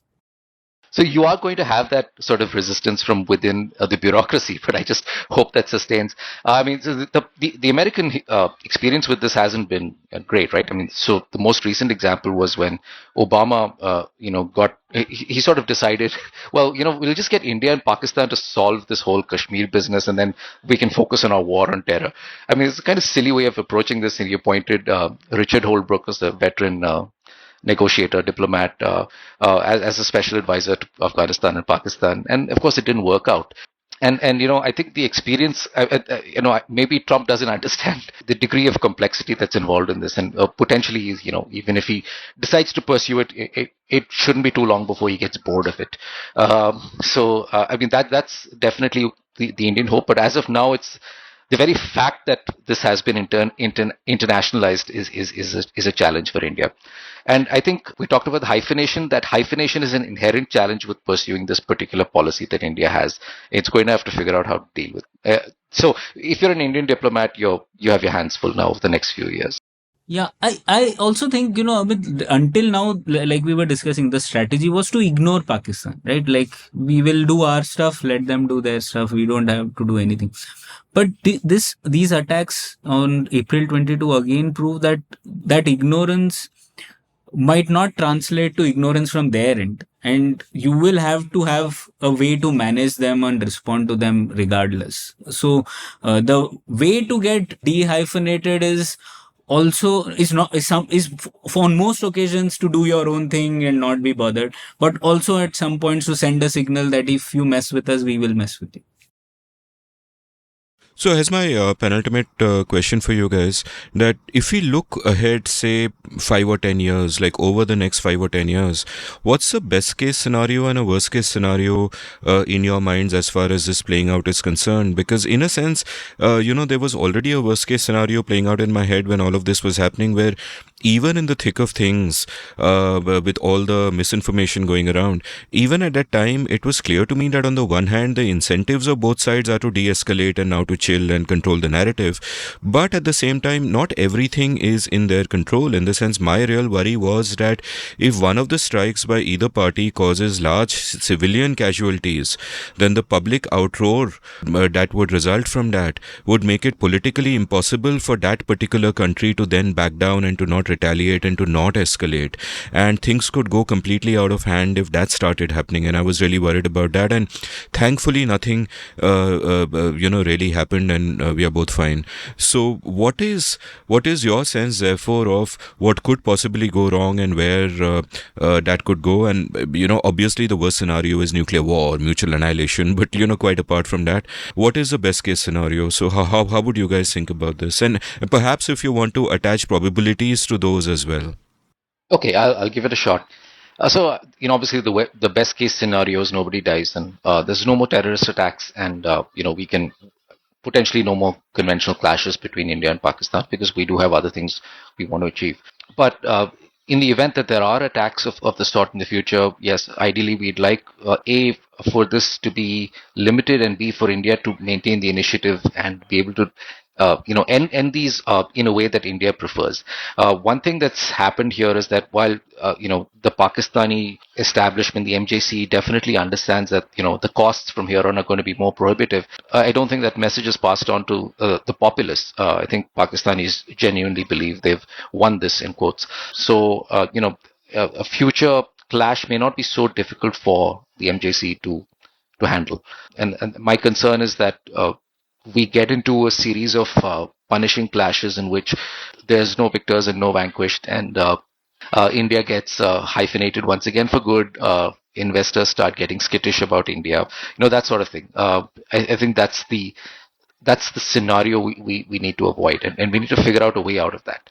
And one potential ways is might just come down to figuring out what we mean by that kind of retaliation.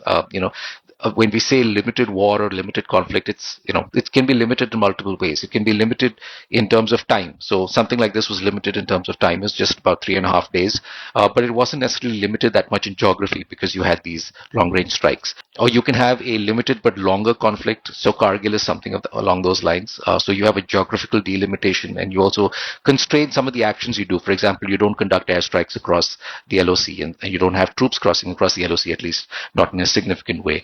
So that's another sort of limitation you can employ. So I think that whatever India does in the future should be something new, something that wrests the initiative from the Pakistanis, and shows that there are multiple options for waging a limited conventional operations, and that that India has multiple ways of increasing costs for Pakistan.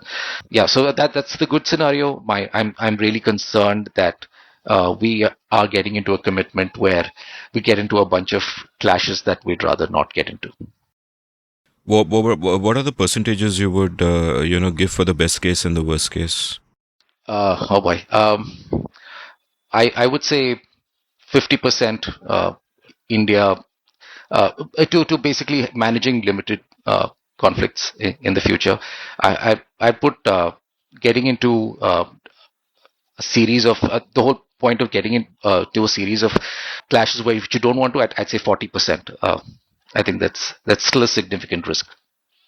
Okay, so I want to actually take it to a different domain, which is information ecosystem. For me, the scariest scenario is if these parallel and frankly delusional information ecosystems strengthen even more. Just look at this last 20-25 days, right? The Pakistanis, the MJC and the Pakistani people really thought that India is so communalized and polarized that they can say that this is done by Indians themselves on them and get and they actually believed that story, right? So that's the delusion on their side. I think the Indians, I don't think the Indian government thinks that, but Indians also thought that Pakistan is so weak that we can take Pakistan occupied Jammu and Kashmir. If we could do that in 1971 with East Pakistan becoming Bangladesh, why can't it happen now, right? Forget the fact that now both sides have nuclear weapons, but there is delusions on both sides. And if those delusions are not given a reality check, then we can have, more escalations. What, so what? Let's do this kind of a thing, right? So that is my fear, actually, that we need a saner understanding of both sides. On both sides, they need to understand what the reality is, which is not happening now. The information ecosystem is too broken for that to happen.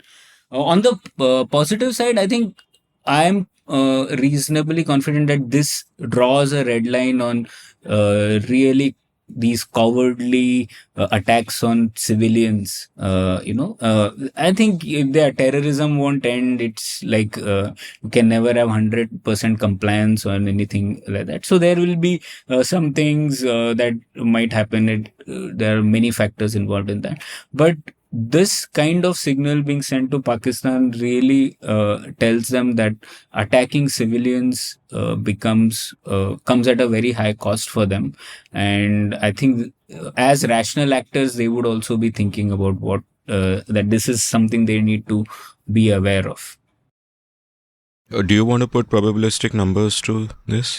A positive scenario happening, both are mutually they are mutually the both of them can happen simultaneously, essentially. So I think there is a high likelihood, I would say 60%, that in the next 3-4 years a big civilian attack doesn't happen, and there will be some other terrorism. And the other thing on parallel ecosystems, I think that is also 70%, that we will still have this kind of delusions on both sides. Yeah, the parallel ecosystem was just nuts in the sense that no matter what India did, we should be so proud that Zee News on its own annexed Punjab and Sindh within 2 hours on that particular night.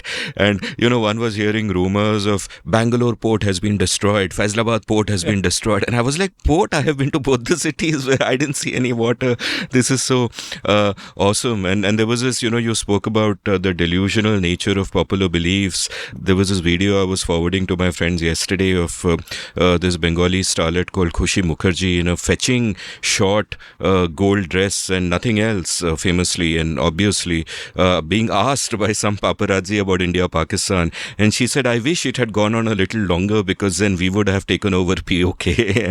and this is actually a sort of both sides have such delusions among them. But thankfully, so far things haven't deteriorated, and, more power to the people of both sides, actually. So, but this was not an episode about, the broader aspects of Pakistani society, but just about this particular conflict. So my final question also is not really about the conflict. You've shed so much light on it, and after so much fog of war, thank you so much for coming on the show, and this is really refreshing.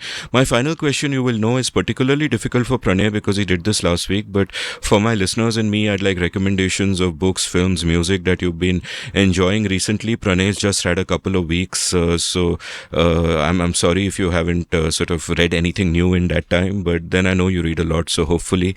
So, yeah. Okay, sure. I can go first. I could maybe suggest a couple of books that are potentially relevant to this. One is a book on the Israel-Egypt War of Attrition, 1969 to 70. It's by Yaakov Bar Simontov. It was, I think, published in 1980. And another book is, I think, better known as Inadvertent Escalation by Barry Posen. It's a book from 1991. It's never been out of print since then. Pranay, what about you? Don't look so worried. I'm so sorry for doing this to you. No, there are a bunch of great books on Pakistan. And again, I come from the lens that even if it is your adversary, you need to understand because it is actually your adversary, you need to understand it a lot better than other countries, right? So in that sense, I think The People Next Door by Ambassador T.C.A. Raghavan is a great book, very enjoyable read, and that's one. Recently, Atul Mishra had a book called The Sovereign Lives of Pakistan, which is pretty good as well. And Hussein Haqqani has a bunch of books on Pakistan. So better to get the Pakistani view, not just the India-Pakistan relation, but that is great. And one book that Empires of the Indus by Alice Albania is a great book on just about Pakistan in general. So these are like timeless classics to understand some of these things. And I would also say that because we need to understand the adversary well, we run a fellowship called Network for the Advanced Study of Pakistan, where the aim is for us to understand objectively their capabilities, their weaknesses, everything, and as researchers and analysts, not as nationalists, but primarily as analysts. How do we understand another country, another society, another armed forces? And the next cohort will its intake will start soon. So people in India who are interested do apply and contribute to this exercise, because as these events have shown, we think we know a lot about Pakistan, but we really know a lot less than what we think we do. So it's important for us to build our research infrastructure within India to understand our adversaries and neighbors. Thank you so much for doing this. Learned a lot and a lot to process. So thanks a lot. Thanks. Thank you. If you enjoyed listening to this episode, check out the show notes, enter rabbit holes at will. And if you find this subject particularly interesting, here's an opportunity for you. NASP fellowships are now open. What is NASP? Well, it's a network for advanced study of Pakistan set up by the Takshashila Institution with the purpose of creating high quality scholarship and knowledge of Pakistan. Such knowledge is typically dispersed and often outside this country. The fellowship addresses both challenges by linking carefully selected researchers with global mentors who will train and guide them over a year, both online and offline. Pranay is one of those mentors, by the way. So if you're interested in applying, head on over to the Takshashila website. I will link it from the show notes. You can follow Pranay on Twitter at Pranay Kotas. You can follow Aditya at Aditya Scripts. You can follow me at Amit Varma, AMITBARMA. You can browse past episodes of The Seen and the Unseen at seenunseen.in and every podcast app of your choice. Thank you for listening. Did you enjoy this episode of The Seen and the Unseen? If so, would you like to support the production of the show? You can go over to seenunseen.in/support and contribute any amount you like to keep this podcast alive and kicking. Thank you.